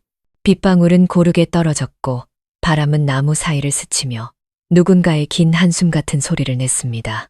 지민은 카메라를 들어 준서가 묘비 앞에 무릎 꿇고 앉아 새로 덮인 흙 위에 손을 얹는 순간을 담았습니다. 할머니, 제가 약속할게요. 이 아이 꼭 잘 키울게요. 아이 엄마가 제가 만난 사람 중에 가장 현명하고 강인한 분이었다고 꼭 말해줄게요. 그는 할머니가 좋아하던 하얀 꽃 한 다발을 묘비 앞에 놓으며 속삭였습니다. 아이 이름은 희망이라고 지었어요. 할머니가 저와 모든 사람들에게 남겨주신 것이니까요. 다음 날 신문들은 일제히 보도했습니다. 116세 임신부 박순자 할머니, 평온이 영면, 젊은 청년, 아이를 키우기로 결심. 더 이상 비아냥거리는 글도 조롱하는 짤도 없었습니다. 대신 존경이 담긴 기사와 연민이 가득한 댓글들이 그 자리를 채웠습니다. 일상 속의 성자, 어쩌면 순자 할머니는 더 이상 살 필요가 없었을지도 모릅니다. 그녀의 선한 마음은 이미 젊은 청년의 심장 속에서 다시 태어났으니까요. 병원의 작은 방에서 순자 할머니의 뱃속에 있던 아이는 제왕절개를 통해 무사히 세상 밖으로 나왔습니다. 작고 붉은 남자아이였습니다. 쇠약했지만 세상에 태어난 첫 울음을 터뜨렸습니다. 그 울음소리는 처마 끝에 떨어지는 빗소리와 섞여 멀리 퍼져나갔습니다. 준서는 아이를 품에 안고 눈물을 흘렸습니다. 지민이 그 장면을 촬영하며 조용히 말했습니다. 순자 할머니는 떠나셨지만 새로운 생명이 시작되었어요. 이것이 하늘이 선량한 사람에게 돌려주는 방식인가 봐요. 김 박사는 고개를 끄덕이며 준서의 어깨에 손을 얹었습니다. 자네의 선한 마음으로 이 아이를 키우게. 이 세상이 자네를 변하게 두지 말게나. 그날 밤 준서는 아기를 안고 병원 창가에 앉았습니다. 밖에서는 서울의 불빛이 여전히 화려하게 빛나고 있었습니다. 그는 하늘의 흰 구름을 보며 나지막이 속삭였습니다. 할머니, 보고 계세요? 희망이가 태어났어요. 편히 잠드세요. 제가 이 아이에게 할머니 이야기를 들려줄게요. 선한 마음은 오해받을 수 있지만 결코 틀린 것이 아니라고 가르쳐 준 분의 이야기를요. 바람이 부드럽게 불어와 커튼을 살짝 흔들었습니다. 준서는 마치 순자 할머니가 온화하고 너그러운 미소로 영원한 작별 인사를 건네는 듯한 느낌을 받았습니다. 순자 할머니의 장례식이 끝난 후 준서의 삶은 새로운 장으로 접어들었습니다. 그는 더 이상 여론의 비웃음을 받던 무명의 학생이 아니라 존경과 감탄의 대상이 되었습니다. 하지만 그 찬사 뒤에는 누구도 온전히 이해할 수 없는 폭풍을 홀로 견뎌낸 자의 조용한 고독이 따랐습니다. 아기 희망이는 미숙아로 태어나 건강이 좋지 않아 특별 인큐베이터에 있어야 했습니다. 매일 준서는 신생아실을 찾아 아들을 돌봤습니다.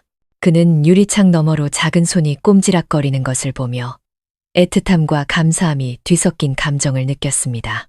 아가, 너는 할머니가 아빠에게 남겨주신 마지막 선물이란다. 아빠가 세상에서 가장 좋은 것들로 너를 키워줄게. 그는 떨리는 목소리로 조용히 말했지만 그의 눈에는 할머니가 눈을 감기 전 전해주었던 새로운 믿음이 빛나고 있었습니다. 준서가 다시 학교에 돌아간 날, 강의실은 쥐죽은 듯 조용했습니다. 그를 피하고 날카로운 말을 던졌던 많은 친구들은 이제 고개를 숙일 뿐이었습니다. 한 친구가 다가와 머뭇거리며 말했습니다. 준서야, 미안하다. 그때 우리가 너무 인터넷만 믿었어. 그는 예전처럼 온화하게 미소 지었습니다. 괜찮아. 중요한 건 이제 모두가 진실을 안다는 거지. 사람은 누구나 실수할 수 있잖아. 바로잡으면 되는 거야. 예전에 그의 정학 처분서에 서명했던 학과장 교수가 그를 사무실로 불렀습니다. 그는 준서를 오랫동안 바라보다가 조용히 말했습니다.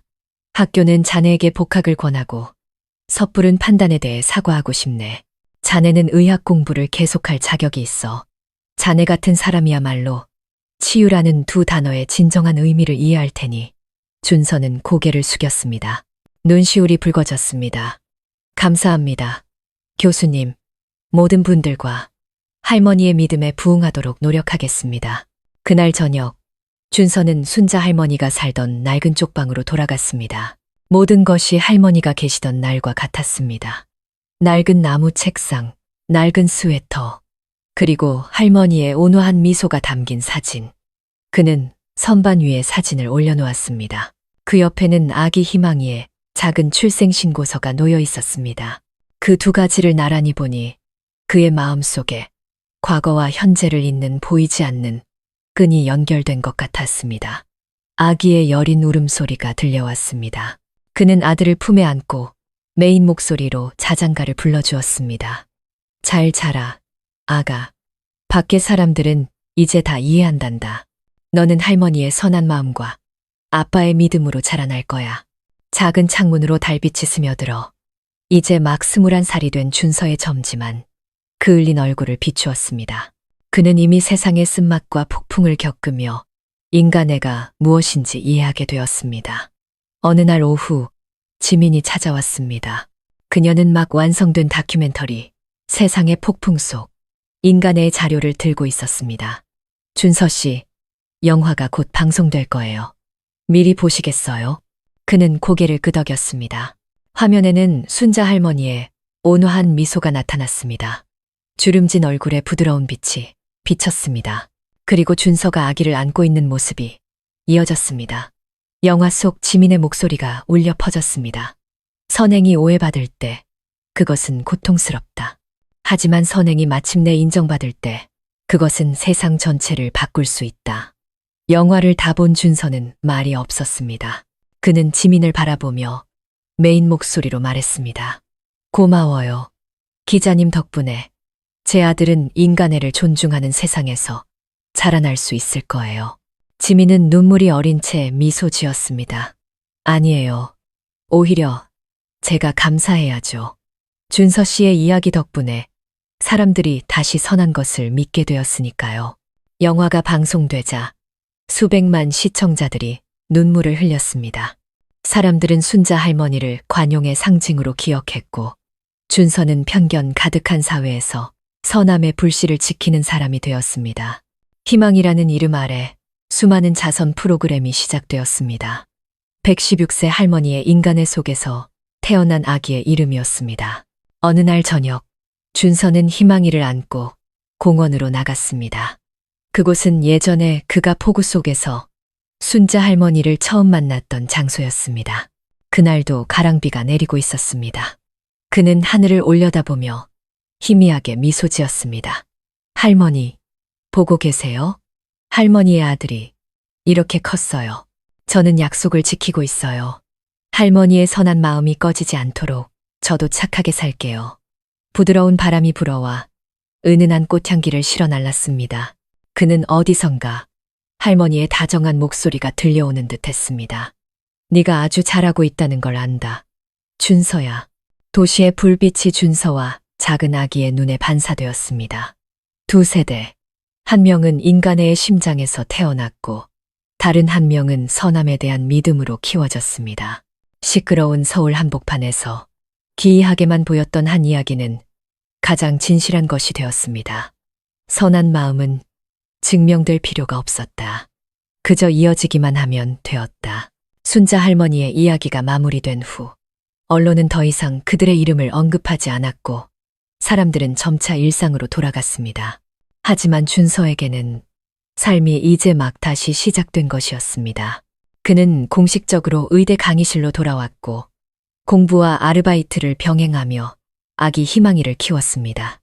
그에게는 이미 자신의 핏줄과도 같은 아이였습니다. 삶은 결코 쉽지 않았습니다. 낮에는 해부학 수업을 듣고 저녁에는 카페에서 서빙을 했으며 한밤중에는 병원으로 달려가 아들을 돌봤습니다.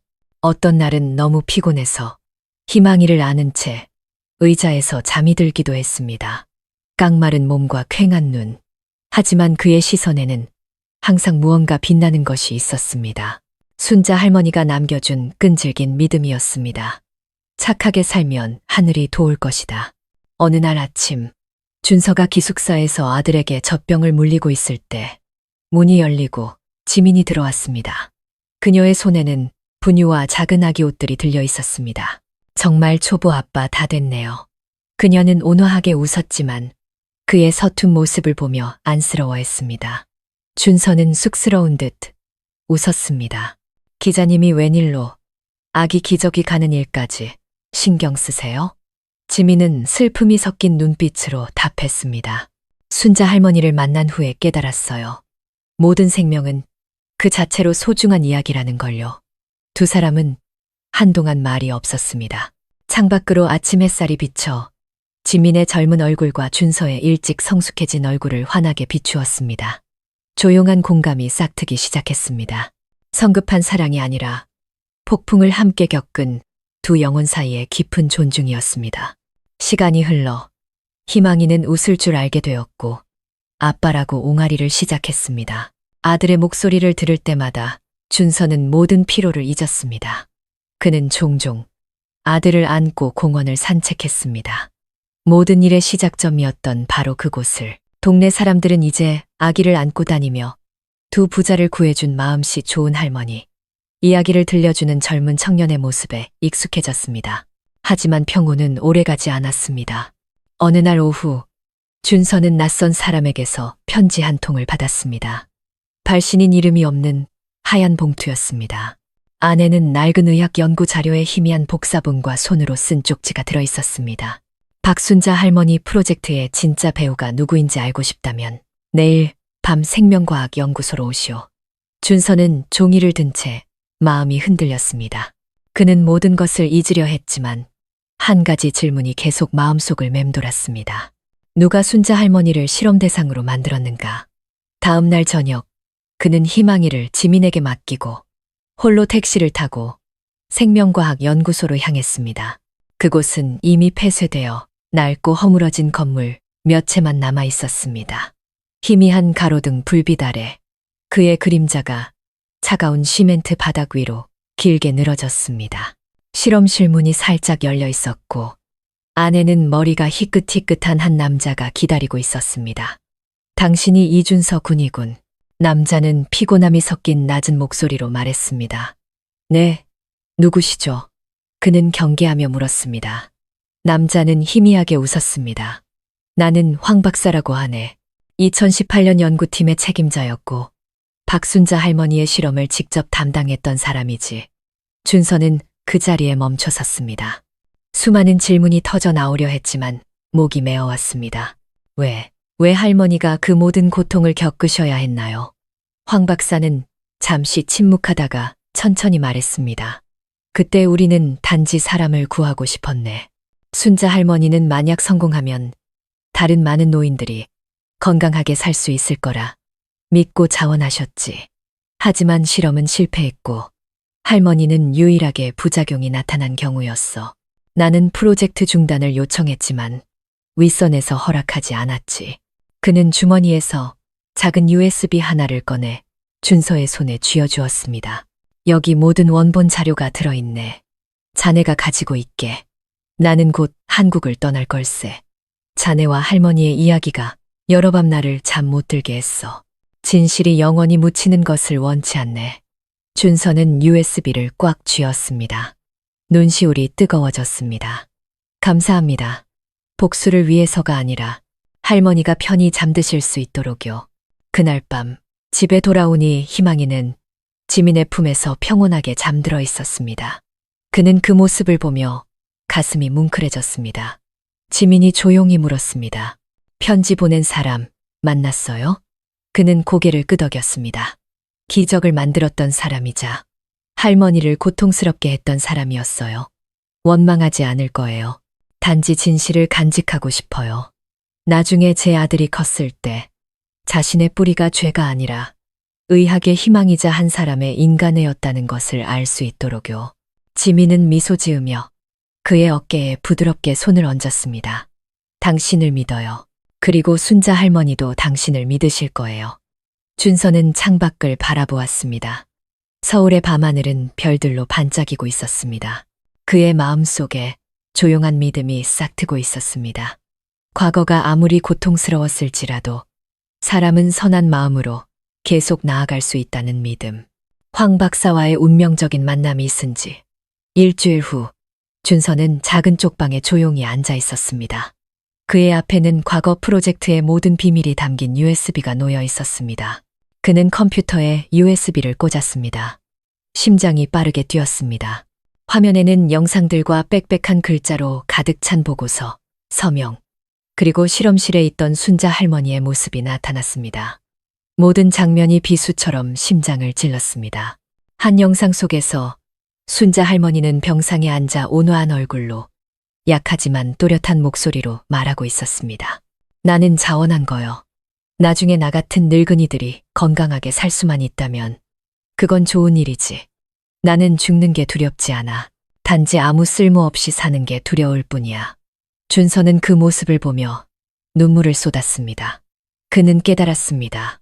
순자 할머니는 누구의 희생양도 아니었습니다.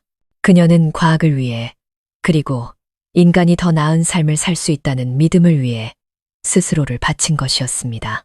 하지만 잘못은 그 믿음을 이용하고 자신들의 명성을 지키기 위해 진실을 숨긴 자들에게 있었습니다. 그날 밤 준서는 잠을 이루지 못했습니다. 그는 모든 자료를 공개하여 관련자들을 처벌받게 할 것인지 아니면 과거를 조용히 묻어둘 것인지 사이에서 고민했습니다. 아침이 되자 그는 지민과 김 박사를 찾아가기로 결심했습니다. 작은 카페에서 준서는 테이블 위에 USB를 올려놓고 천천히 말했습니다. 여기 모든 것이 들어있습니다. 이걸 공개하면 많은 사람들이 직위와 명예를 잃게 될 겁니다. 하지만 순자 할머니는 단 한 번도 누구를 원망하지 않으셨습니다. 그저 저에게 착하게 살라고 하셨죠. 저는 진실이 무기가 되는 것을 원치 않습니다. 지민은 그를 오랫동안 바라보았습니다. 그녀의 눈에는 감동이 서려 있었습니다. 그럼 어떻게 할 생각이에요? 준서는 조용히 대답했습니다. 이야기를 다시 들려주세요. 하지만 누구의 이름도 거론할 필요는 없어요. 사람들이 할머니의 선한 마음이라는 거울을 통해 스스로의 잘못을 보게 해주세요. 그것이 할머니의 뜻일 겁니다. 김 박사는 고개를 끄덕였습니다. 그의 목소리는 낮고 따뜻했습니다. 자네는 정말 순자 할머니의 가르침을 받은 사람이군. 나는 의학이 약으로만 사람을 구한다고 생각했는데 알고 보니 인간에야말로 가장 강력한 치료제였어. 며칠 후 지민은 다큐멘터리 2부 인간애가 남긴 기적의 진실을 방송했습니다. 영화에는 비난받는 사람의 이름도 죄를 묻는 말도 없었습니다. 오직 진실된 모습만이 담겨 있었습니다. 순자 할머니의 떨리는 손, 준서의 눈물, 그리고 바람처럼 부드러운 지민의 목소리. 116세의 할머니는 재산을 남기지 않았지만 우리에게 교훈을 남겼다. 과학은 기적을 만들 수 있지만 오직 인간에만이 그 기적을 의미 있게 만든다는 것을. 영화는 전국을 감동시켰습니다. 더 이상 아무도 태아에 대해 궁금해하지 않았습니다. 사람들은 믿음과 선량함에 대해 이야기하기 시작했습니다. 대학에서는 토론회가 열렸고 학생들은 만약 우리였다면 순자 할머니처럼 용감할 수 있었을까? 준서처럼 너그러울 수 있었을까?를 주제로 토론했습니다. 그날 준서는 모교 의과대학의 명예 졸업식에 초청받아 연설하게 되었습니다. 그는 이제 1살이 넘어 활발하고 잘 웃는 희망이를 안고 있었습니다. 수천 명의 학생들 앞에서 그는 떨리지만 단호한 목소리로 천천히 말했습니다. 저는 과거에 오해받았던 것이 부끄럽지 않습니다. 그 오해 덕분에 저는 인간의 가치를 알게 되었기 때문입니다. 만약 순자 할머니가 살아계셨다면 분명 미소 지으셨을 겁니다. 이제 사람들이 판단하기 전에 사랑하는 법을 배우게 되었으니까요. 강당 전체에서 박수가 터져 나왔습니다. 앞줄에 앉아있던 지민은 눈시울이 붉어졌습니다. 김 박사는 일어나 준서의 어깨를 두드리며 나지막이 말했습니다. 자네를 내 제자라고 불렀던 것이 자랑스럽네. 그날 오후 준서는 희망이를 안고 순자 할머니의 묘를 찾았습니다. 묘비에는 박순자 1925년생 한평생 선하게 살다 세상에 희망을 남기다 라고 새겨져 있었습니다. 그는 묘비 앞에 하얀 꽃다발을 놓으며 조용히 말했습니다. 할머니, 저 할머니가 시키신 대로 했어요. 복수하지 않고 용서를 선택했어요. 할머니가 뿌리신 선한 마음이 세상을 바꿀 만큼 충분히 크다는 걸 알았으니까요. 저녁 바람이 불어와 붉게 물든 노을 속에서 꽃잎들이 흩날렸습니다. 아기를 안고 늙은이의 묘 옆에 조용히 서 있는 젊은 청년의 모습은 죽음이 끝이 아니라 인간의 부활을 여는 세대 간의 이어짐을 보여주는 한 폭의 그림 같았습니다. 그날 밤 준서가 집에 돌아왔을 때 지민에게서 문자가 왔습니다. 영화가 시청률 기록을 세웠어요. 하지만 가장 중요한 건 숫자가 아니라 사람들이 선한 일에 다시 눈물 흘릴 줄 알게 되었다는 거예요.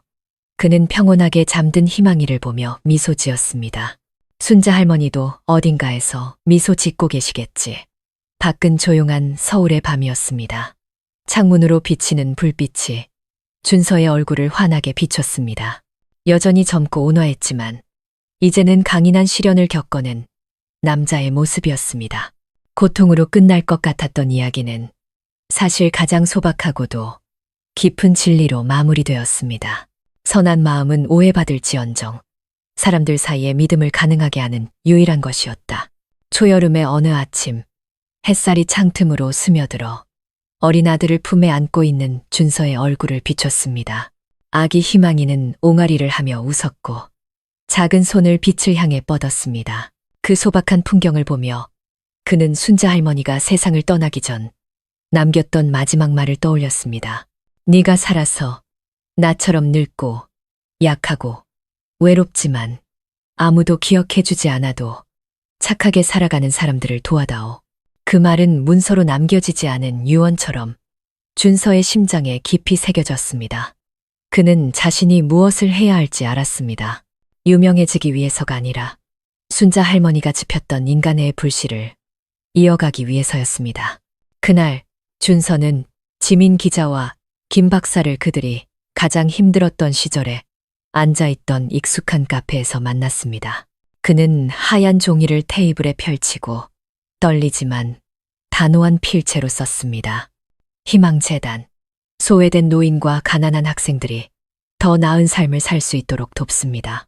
김 박사는 그 글씨를 보며 눈에 감동이 어렸습니다. 자네는 예전 그대로군. 여전히 그 맑은 마음을 간직하고 있어. 내가 전적으로 지원하겠네. 지민은 눈시울이 붉어진 채 미소 지었습니다. 제가 이 이야기를 눈물이 아닌 행동으로 세상에 전파하는 것을 돕겠습니다.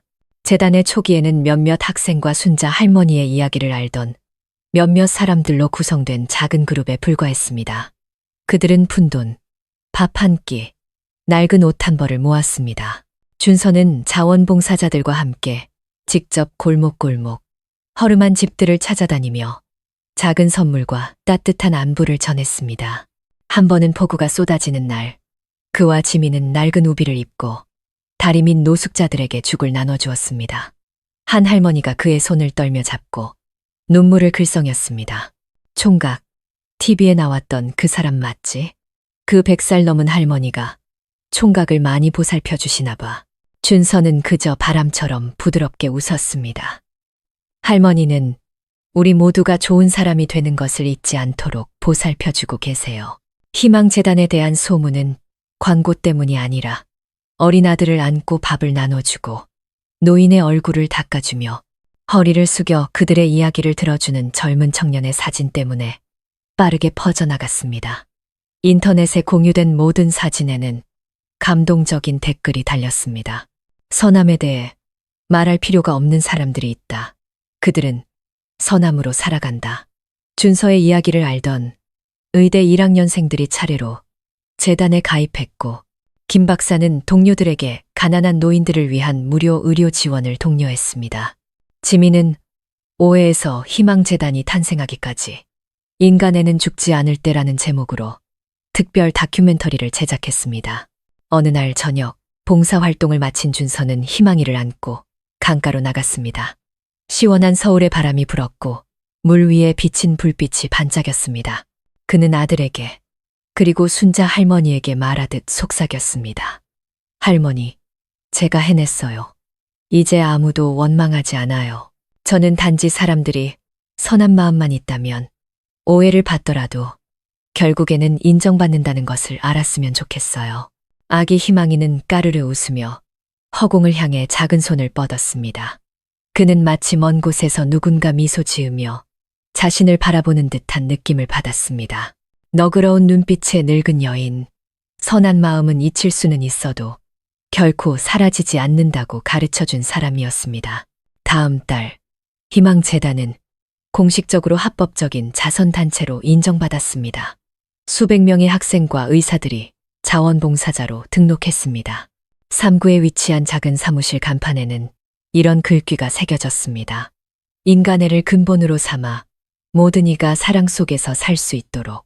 개업식 날, 지민은 하얀 꽃다발을 들고 와 방중앙에 걸린 순자 할머니의 사진 앞에 놓았습니다. 눈물을 흘리며 그녀는 조용히 말했습니다. 할머니, 이제 편히 쉬세요. 할머니가 뿌린 인간의 씨앗이 이제 곳곳에서 싹트고 있어요. 준서는 희망이를 품에 안고 조용히 서서 고개를 끄덕였습니다. 밖에서는 저녁 햇살이 부드럽게 내리고 있었습니다. 눈물이 아닌 믿음과 너그러움이 퍼져나가는 삶의 새로운 장이 시작되고 있었습니다. 단 몇 달 만에 희망재단은 전국적으로 유명해졌습니다. 작은 그룹에서 시작해 이제는 수백 명의 자원봉사자, 학생, 의사, 시민들이 함께했습니다. 밥과 약, 옷과 미소를 실은 차들이 서울을 넘어 서쪽과 중부 지방까지 향했습니다. 준서는 결코 자신을 설립자라고 부르지 않았습니다. 그는 그저 순자 할머니가 시작하신 일이고 저는 그분이 남기신 것을 이어갈 뿐입니다라고 말했습니다. 하지만 명성이 높아질수록 그 빛을 이용해 이익을 얻으려는 손길도 나타났습니다. 어느 날 지민이 한 대형 미디어 회사로부터 받은 두꺼운 계약서를 가져왔습니다. 그들은 희망재단을 후원과 광고, 수익이 있는 리얼리티 TV 프로젝트로 만들자고 제안했습니다. 지민은 계약서를 읽고 말이 없었습니다. 준서가 물었습니다. 어떻게 생각해요? 그녀는 한숨을 쉬었습니다. 이 제안을 받으면 재단은 더 많은 돈을 얻어 더 많은 사람을 도울 수 있겠죠. 하지만 그들은 순자 할머니의 이야기를 광고 도구로 만들 거예요. 저는 그게 두려워요. 준서는 차분한 눈빛으로 고개를 끄덕였습니다. 이해해요. 선한 마음이 돈벌이 수단이 되는 순간 더 이상 선한 마음이 아니게 되죠. 다음 날 그는 회사 경영진과의 회의에 참석했습니다. 상대 측 대표인 한 세련된 남성이 설득력 있는 목소리로 말했습니다. 당신은 젊지만 현실적이어야 합니다. 더 많은 사람을 돕기 위해서는 돈이 필요합니다. 우리와 협력한다면 희망재단을 국가적인 브랜드로 만들어줄 수 있습니다. 준서는 돌처럼 단단한 목소리로 천천히 대답했습니다. 선생님, 이 재단은 유명해질 필요가 없습니다. 우리에게 필요한 것은 믿음이고, 믿음은 후원금으로 살 수 있는 것이 아닙니다. 남자는 침묵하다가 옅은 미소를 지었습니다. 후회하게 될 겁니다. 이 사회에서 돈 없이는 아무것도 존재할 수 없으니까요. 준서는 미소 지었습니다. 아니요, 있습니다. 인간에요. 그는 일어나 인사하고 회의실을 나섰습니다. 바로 다음 날 SNS가 다시 들끓었습니다. 몇몇 작은 언론사들이 희망재단 설립자, 수십억 원 후원, 거절, 과연, 옳은가? 라는 제목의 기사를 냈습니다. 그 뒤에는 수백 개의 엇갈린 댓글이 달렸습니다. 도움이 필요한 사람이 많은데 왜 저렇게 고집을 부리지? 그냥 좋은 이미지 유지하려는 거겠지. 진심이라면 왜 후원을 받아서 더 많은 사람을 돕지 않는 거야? 준서는 모든 댓글을 읽었지만 화내지 않고 희미하게 미소 지었습니다. 그는 진정한 선함은 변호가 필요 없으며 단지 계속 이어져야 한다는 것을 이해했습니다. 그는 자신의 SNS에 단 한 줄의 글을 올렸습니다. 저는 더디게 가더라도 인간의 순수함을 지키는 길을 선택하겠습니다. 그날 오후 지민이 재단에 들렀습니다. 그녀는 준서가 몇몇 젊은 학생들과 함께 수덕구의 한 시각장애인 할아버지 댁에 새는 지붕을 수리하는 모습을 보았습니다. 땀이 옷을 흠뻑 적셨지만 모두가 웃고 있었습니다. 지민은 잠시 멈춰서서 말했습니다. 사람들이 또 당신을 오해할까봐 걱정돼요. 준서는 망치를 내려놓고 땀을 닦았습니다. 오해받아도 괜찮아요.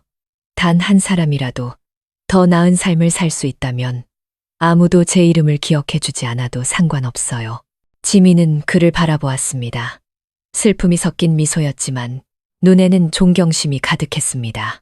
그녀는 이 청년이 영웅이 아니라 단지 자신의 선한 마음이 값싸게 팔리는 것을 결코 허락하지 않는 평범한 사람이라는 것을 이해했습니다.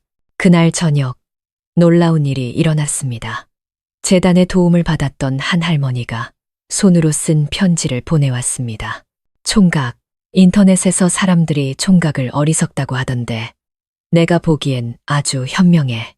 나는 가난하지만 진심이 얼마나 소중한지는 알아. 만약 모든 사람이 총각처럼 멈출 줄 안다면 이 세상이 훨씬 더 평온해질 텐데. 준서는 편지를 읽고 접으며 미소 지었습니다. 밖에서는 도시의 불빛이 침대에서 평온하게 잠든 희망이의 얼굴에 반사되었습니다. 그는 조용히 말했습니다. 할머니, 제가 지켜냈어요. 이 재단은 저 혼자만의 것이 아니라 인간애가 아직 살아있다고 믿는 모든 사람들의 것이에요. 일주일 후 놀라운 일이 벌어졌습니다. 수십 명의 시민, 학생, 그리고 도움을 받았던 노인들이 재단 사무실로 모여들었습니다. 그들은 빵과 꽃 그리고 삐뚤빼뚤한 글씨로 쓴 큰 현수막을 들고 있었습니다.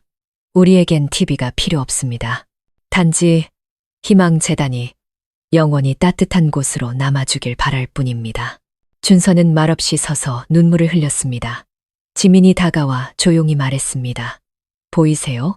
인간에는 아직 살아있어요. 그리고 당신이 도왔던 바로 그 사람들에 의해 지켜지고 있어요. 그는 맑게 갠 서울 하늘을 올려다보며 희미하게 미소 지었습니다. 부드러운 바람이 불어와 익숙한 하얀 꽃향기를 실어 날랐습니다. 그 향기가 스칠 때마다 그는 마치 순자 할머니가 곁에서 온화하게 미소 지으며 아주 잘하고 있다. 준서야라고 말하는 듯한 느낌을 받았습니다. 설립 3년 후 희망재단은 대한민국 전역의 사람들에게 익숙한 이름이 되었습니다. 노숙자들을 위한 식사 제공부터 가난한 학생들을 위한 장학금, 그리고 소외된 노인들을 위한 무료 의료 서비스까지 모든 것은 116세 할머니와 인간애를 위해 살았던 한 젊은 청년의 소박한 이야기에서 시작되었습니다. 그 이야기는 준서가 상상했던 것보다 훨씬 더 멀리 퍼져나갔습니다. 일본의 한 다큐멘터리 제작팀이 찾아왔습니다. 그들은 지민의 영화를 보고 희망, 선함을 지킨 베트남 소년 호프, The Vietnamese Boy Who Protected Kindness이라는 제목으로 국제 버전을 제작하고 싶다고 말했습니다. 준서는 다시 스포트라이트를 받는 것을 망설였습니다. 하지만 김 박사와 지민은 세상의 한국에도 과학이 아닌 인간애로 만들어진 기적이 있다는 것을 알리자고 조언했습니다. 제작팀은 몇 달 동안 그를 따라다니며 가장 소박한 장면들을 촬영했습니다. 준서가 아픈 할머니에게 죽을 떠먹여주고 희망이를 안고 홍수가 난 중부 지방의 구호 물품을 전달하거나 낡고 작은 방에 앉아 시민들의 감사 편지를 읽는 모습들. 화려한 조명도 각본도 없었고 오직 웃음과 땀방울만이 있었습니다. 하지만 바로 그 꾸밈 없는 모습이 시청자들의 눈물을 자아냈습니다. 영화는 도쿄 국제영화제에서 초연되었고 2028년 아시아 최고의 인문학 이야기 상을 수상했습니다. 준서는 시상식에 초청되었습니다. 수천 명의 사람들 앞에 섰을 때 그는 여전히 소박한 하얀 셔츠를 입고 희망이를 품에 안고 있었습니다. 사회자가 물었습니다. 세상에 전하고 싶은 메시지가 있습니까? 준서는 떨리지만 따뜻한 목소리로 웃으며 말했습니다. 저는 영웅이 아닙니다. 그저 가난한 한 할머니에게서 아무리 작은 선행이라도 한 사람의 인생을 구할 수 있다는 것을 배운 사람일 뿐입니다. 우리 각자가 작은 선행 하나씩만 실천한다면 이 세상은 훨씬 덜 추워질 거라고 믿습니다. 관객 전체가 일어나 박수를 보냈습니다. 뒤편의 대형 스크린에는 백발의 머리카락과 온화한 눈빛의 순자 할머니가 미소 짓는 모습이 비쳤습니다. 한국으로 돌아온 준서는 상을 자신을 위해 간직하지 않았습니다. 그는 황금 트로피를 재단 사무실에 있는 순자 할머니의 재단에 올려놓았습니다. 영정사진 앞에서 그는 조용히 말했습니다. 할머니, 이 상은 할머니의 것이에요. 저는 단지 그 길을 따랐을 뿐이에요. 이제 4살이 된 희망이는 곁에 서서 재단에 하얀 꽃을 올려놓으며 옹알이했습니다. 할머니 보고 싶어요. 준서는 아들을 안고 미소 지었지만 눈에서는 눈물이 흘렀습니다. 얼마 후 유엔은 준서와 희망재단을 제네바에서 열리는 현대사회의 인도주의적 가치에 관한 회의에 초청했습니다. 짧은 연설에서 그는 여러 언어로 번역되는 한국어로 말했습니다. 기술은 세상을 바꿀 수 있지만 오직 인간에만이 그 세상을 살만한 곳으로 만듭니다. 한국의 한 가난한 할머니가 저에게 그것을 가르쳐 주셨습니다. 저는 어디에서든 우리 인간은 서로를 사랑하는 법을 다시 배워야 한다고 믿습니다. 연설은 전 세계 플랫폼을 통해 공유되었습니다. 많은 주요 언론사들이 준서를 한국의 인간애를 지키는 자라고 불렀습니다. 하지만 기자들이 소감을 물었을 때 그는 그저 온화하게 웃었습니다. 저는 지키는 것이 아니라 그저 순자 할머니가 사셨던 것처럼 살고 있을 뿐입니다. 고향으로 돌아온 준서는 평소의 일상으로 돌아갔습니다. 고급차도, 경호원도, 화려함도 없었습니다. 그는 여전히 일찍 일어나 희망의 우유를 준비하고 자원봉사자들과 함께 가난한 동네의 약과 음식을 가져다 주었습니다. 어느 날 오후 지민은 멀리서 그를 바라보며 감정이 벅차올랐습니다. 그녀는 김 박사에게 조용히 말했습니다. 그는 여전해요. 여전히 소박하고 선량하고 마치 아무런 풍파도 겪지 않은 것처럼요. 김 박사는 따뜻한 눈빛으로 고개를 끄덕였습니다. 그렇기 때문에 사람들이 그를 인간의 희망이라고 부르는 것이지. 저녁이 되어 도시에 불이 켜졌을 때 준서는 희망이를 데리고 강가로 나갔습니다. 바람이 불어오고 빛이 물 위에 반짝이며 반사되었습니다. 그는 아들을 보고 하늘을 올려다보았습니다. 하늘에는 흰 구름이 부드럽게 떠 있었습니다. 그는 사랑이 가득한 목소리로 조용히 말했습니다. 할머니, 보고 계세요?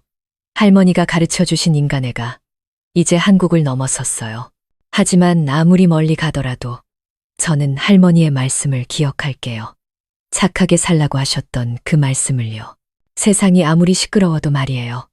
부드러운 바람이 마치 누군가 조용히 고개를 끄덕이는 것처럼 불어왔습니다. 아기 희망이는 활짝 웃었습니다. 맑은 웃음소리가 강물 위로 그리고 분주한 도시의 중심부로 퍼져나갔습니다. 순자 할머니와 준서의 이야기는 눈물이 아닌 매일의 소박한 선행으로 계속해서 전해지고 있었습니다. 시간은 꿈처럼 빠르게 흘러갔습니다. 희망재단이 설립된 지 20년이 지났습니다. 준서는 이제 40대 중반, 머리카락에는 흰서리가 내렸지만 눈빛은 여전히 온화하고 깊었습니다. 그리고 아버지의 품에 안겨있던 아기 희망이는 이제 아버지의 길을 따라 의학을 공부하는 21살의 청년이 되었습니다.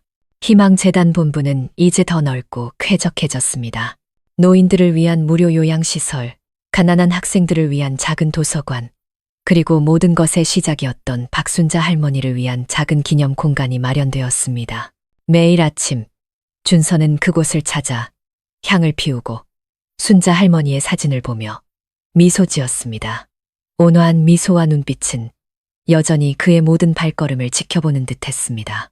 할머니, 제가 할머니께 약속했던 모든 것을 이뤘어요.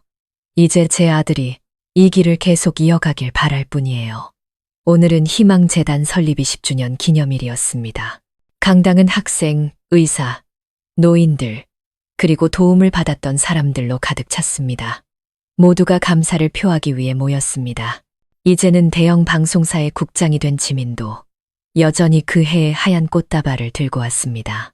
김 박사는 은퇴했지만 젊은 세대가 그 여정을 이어가는 것을 보며 온화한 미소를 지었습니다. 사회자가 준서를 연단으로 초대했을 때 그는 많은 말을 하지 않았습니다. 그는 주위를 둘러보며 조용한 강당에 낮고 따뜻한 목소리로 말했습니다. 20년 전, 저는 오해받던 가난한 학생에 불과했습니다.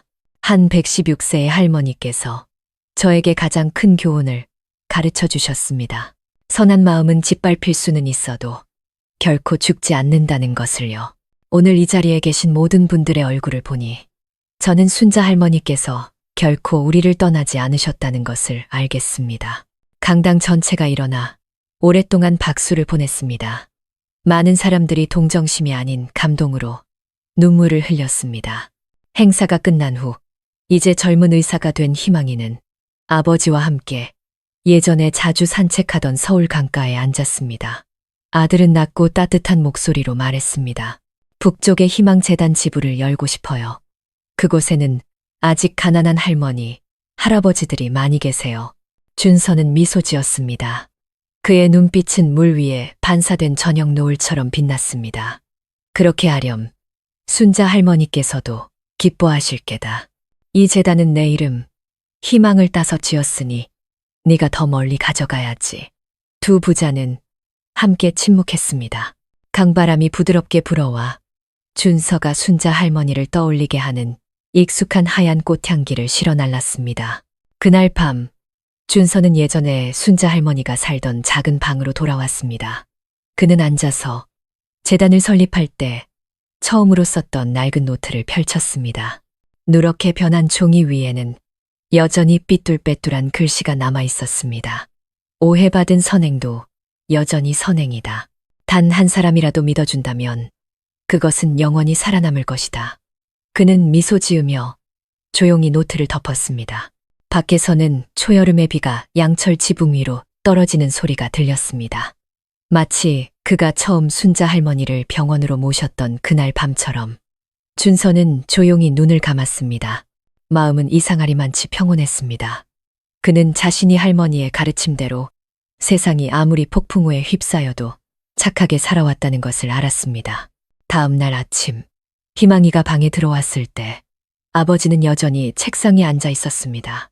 노트는 그의 앞에 놓여 있었고 입가에는 미소가 걸려 있었습니다. 준서는 자신의 사명을 다한 사람처럼 잠결에 평온하게 세상을 떠났습니다. 그의 곁에는 순자 할머니의 사진과 마지막 몇 줄이 적힌 작은 쪽지가 놓여 있었습니다. 누군가 너에게 기적에 대해 묻거든. 진정한 기적은 사람과 사람 사이의 인간애라고 말해주렴. 희망이는 무릎을 꿇고 눈물을 흘렸습니다. 슬픔 때문이 아니라 자부심 때문이었습니다. 그는 조용히 말했습니다. 아버지, 제가 약속할게요. 순자 할머니와 아버지의 여정을 계속 이어가겠습니다. 희망재단은 결코 멈추지 않을 거예요. 몇 달 후 준서의 추모식에는 수천 명의 사람들이 찾아왔습니다. 아무도 크게 울지 않았습니다. 모두가 그가 평생을 바쳐 지켜온 인간의 상징인 하얀 국화 한 송이를 영정 앞에 놓으며 고개를 숙였습니다. 지민 기자는 줄의 맨 끝에 서서 속삭였습니다. 당신은 떠났지만 세상에 가장 귀한 것, 사람에 대한 믿음을 남겼어요. 그날 오후 희망이는 아버지의 묘 옆에 서서 하늘을 올려다보았습니다. 구름 사이로 햇살이 비쳐 박순자 할머니의 인간애를 온 세상에 전한 이준서라고 새겨진 묘비를 환하게 비췄습니다. 그는 미소 지으며 조용히 말했습니다. 아버지, 제가 계속해서 선함을 뿌릴게요. 언젠가 사람들이 선한 일을 보고 더 이상 놀라지 않는 날이 오도록요. 바람이 나무 사이를 부드럽게 스치며 마치 먼 곳에서 들려오는 온화한 웃음소리 같았습니다. 그리고 시끄러운 서울 한복판에서 순자 할머니와 준서, 그리고 서로를 사랑할 줄 알았던 한 세대의 유산은 결코 꺼지지 않는 작은 촛불처럼 조용히 이어지고 있었습니다. 순자 할머니, 준서, 그리고 희망이의 삶은 종교나 과학이 아닌 인간의 마음에서 비롯된 세 세대에 걸친 기적이었습니다. 오해받았던 116세의 가난한 할머니에서 온 사회의 심판을 받았던 젊은 학생, 그리고 비극 속에서 태어난 한 아이까지. 이 모든 것은 수백만 명의 한국인들에게 인간애가 여전히 존재하며 단지 우리가 그것을 믿을 용기가 있는지 되돌아보게 만든 이야기를 써내려갔습니다. 순자 할머니는 가난 속에서 세상을 떠났지만 선함에 대한 믿음이라는 값을 매길 수 없는 유산을 남겼습니다. 준서는 성인이 아니었습니다. 단지 원망 대신 선함을 선택할 줄 알았던 평범한 사람이었습니다. 그리고 희망이라는 믿음의 이름을 가진 아이는 선한 마음이 짓밟히더라도 세대를 거쳐 부활할 수 있다는 증거였습니다. 만약 순자 할머니가 없었다면 오늘의 준서는 없었을 것입니다. 만약 준서가 없었다면 희망재단은 결코 탄생하지 않았을 것입니다. 그리고 만약 희망재단이 없었다면 수천 명의 노인, 학생, 약자들은 밥 한 끼, 안부 한마디, 진심 어린 눈빛 하나가 한 사람의 인생을 구할 수 있다는 것을 결코 알지 못했을 것입니다. 이 이야기에는 초자연적인 기적은 없습니다. 오직 자신의 마음에 솔직하게 살고 오해를 받더라도 옳은 일을 하며 착하게 사는 것이 결코 틀리지 않다고 믿을 용기가 있었던 평범한 사람들이 있을 뿐입니다. 수년이 흐른 후에도 화려한 서울 한복판에서 사람들은 여전히 116세 할머니와 21세 청년을 인간의 상징으로 이야기합니다. 순자 할머니와 준서의 묘는 나란히 자리하고 있으며 주변은 순수와 관용을 상징하는 하얀 꽃으로 가득합니다. 묘비에는 단지 사랑하기 위해 살다 라는 네 글자만 소박하게 새겨져 있습니다. 방문객들은 돈을 가져오거나 소원을 빌지 않습니다. 단지 자신도 주위의 누군가를 위해 비록 작더라도 선한 일을 하겠다는 약속을 적은 작은 쪽지를 조용히 내려놓을 뿐입니다. 그렇게 매일 수백 개의 쪽지가 세상의 촛불처럼 놓여집니다. 시끄럽고 계산적인 세상 속에서 아마도 우리는 이 이야기를 다시 들어야 할 필요가 있을 것입니다. 선한 마음은 소란스러울 필요도 증명될 필요도 없다는 것을 기억하기 위해서. 왜냐하면 우리가 누군가에게 친절을 베푸는 그 순간 비록 세상의 작은 한 구석일지라도 세상은 이미 변하고 있기 때문입니다.